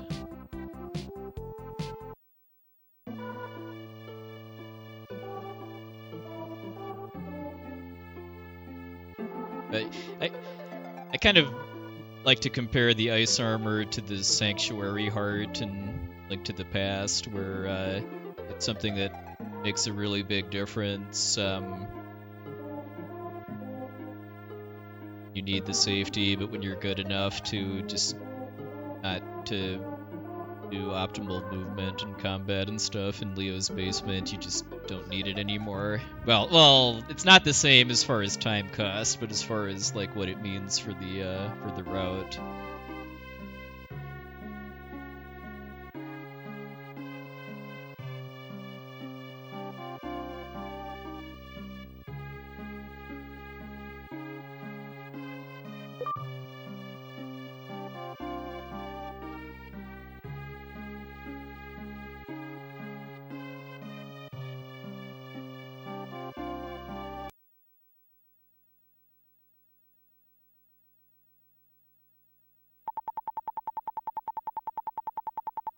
Rip Turbo until Illusion of Gaia.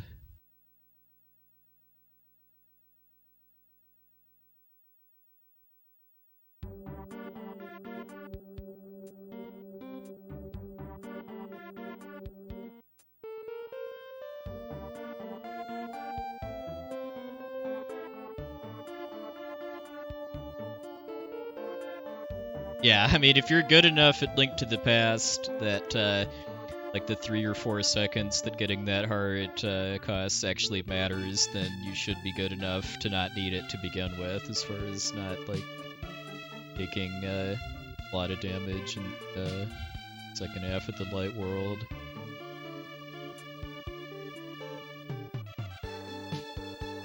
I think it's kind of the same with the Ice Armor in this game. Maybe a little less so because of costing a lot more time to get the Ice Armor, but if you're good enough to chase like a sub 140, then you should look at the basement to take unnecessary damage.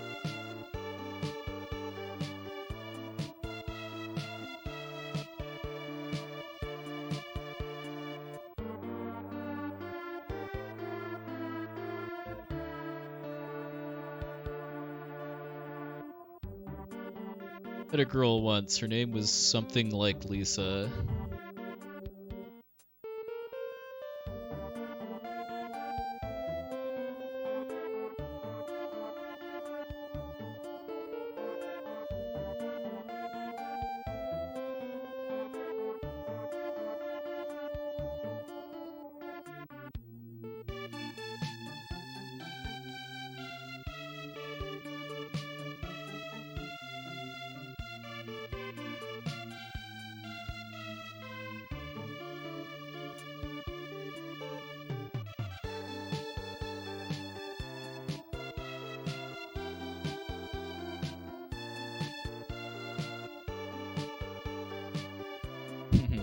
Well, maybe that mayor got paid off by Deathtoll or something.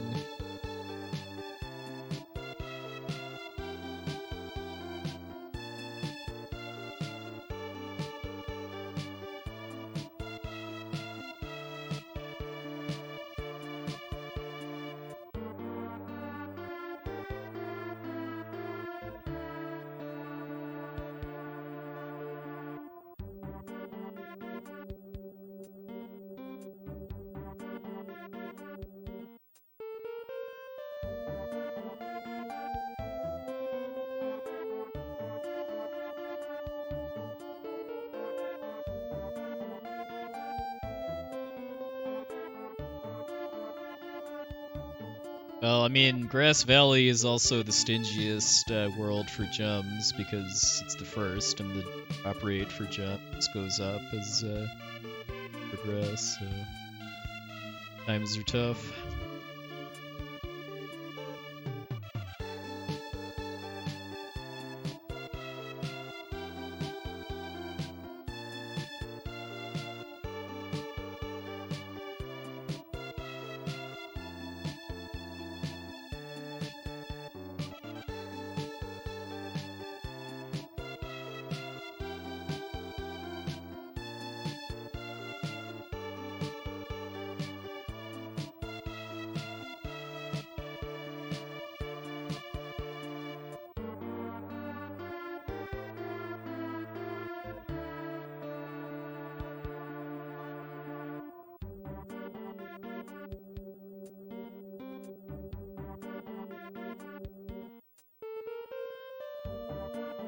Now, the whole airship thing is the part of the story I understand the least because Dr. Leo gives you the key and tells you to escape on the airship, but then proceeds to blow up the people that you're escaping from, but then you get on and escape anyway.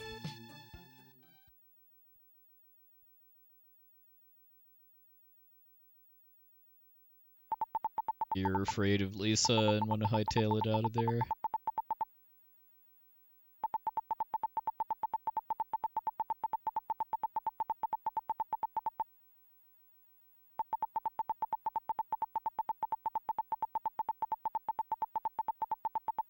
Soul Blader is the Japanese version. It would not surprise me at all if the whole reason they changed it to Soul Blazer for the Western release is not wanting people to think it's actually called Soul Bladder. Which I'd call a pretty a pretty easy mistake to make. Just looking at the name at a glance.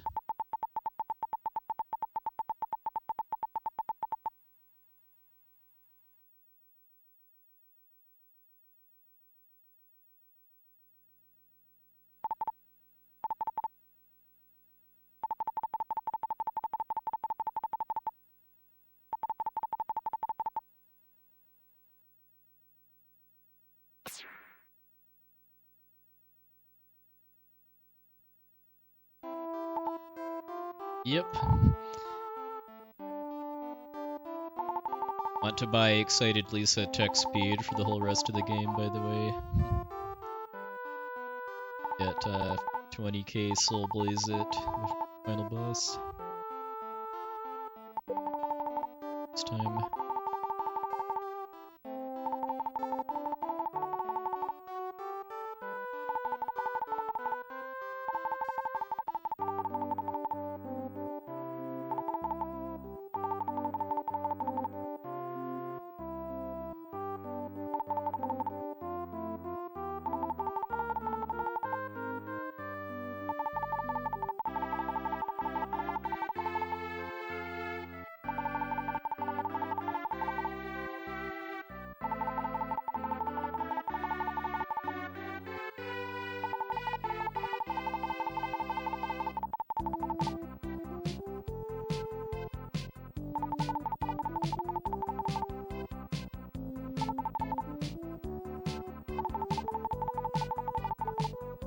Right, here it comes.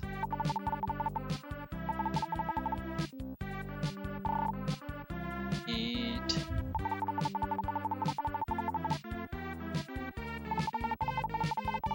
Looks like a dog I used to have, because goats and dogs are totally interchangeable.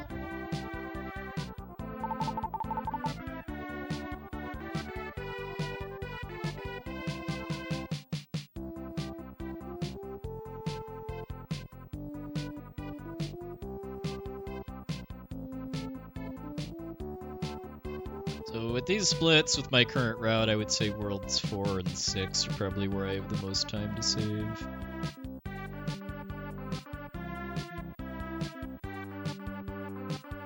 So I had a little bit of a debacle with the with health management at the very start of World 4, and then I died in World 6 along with getting 9 dives.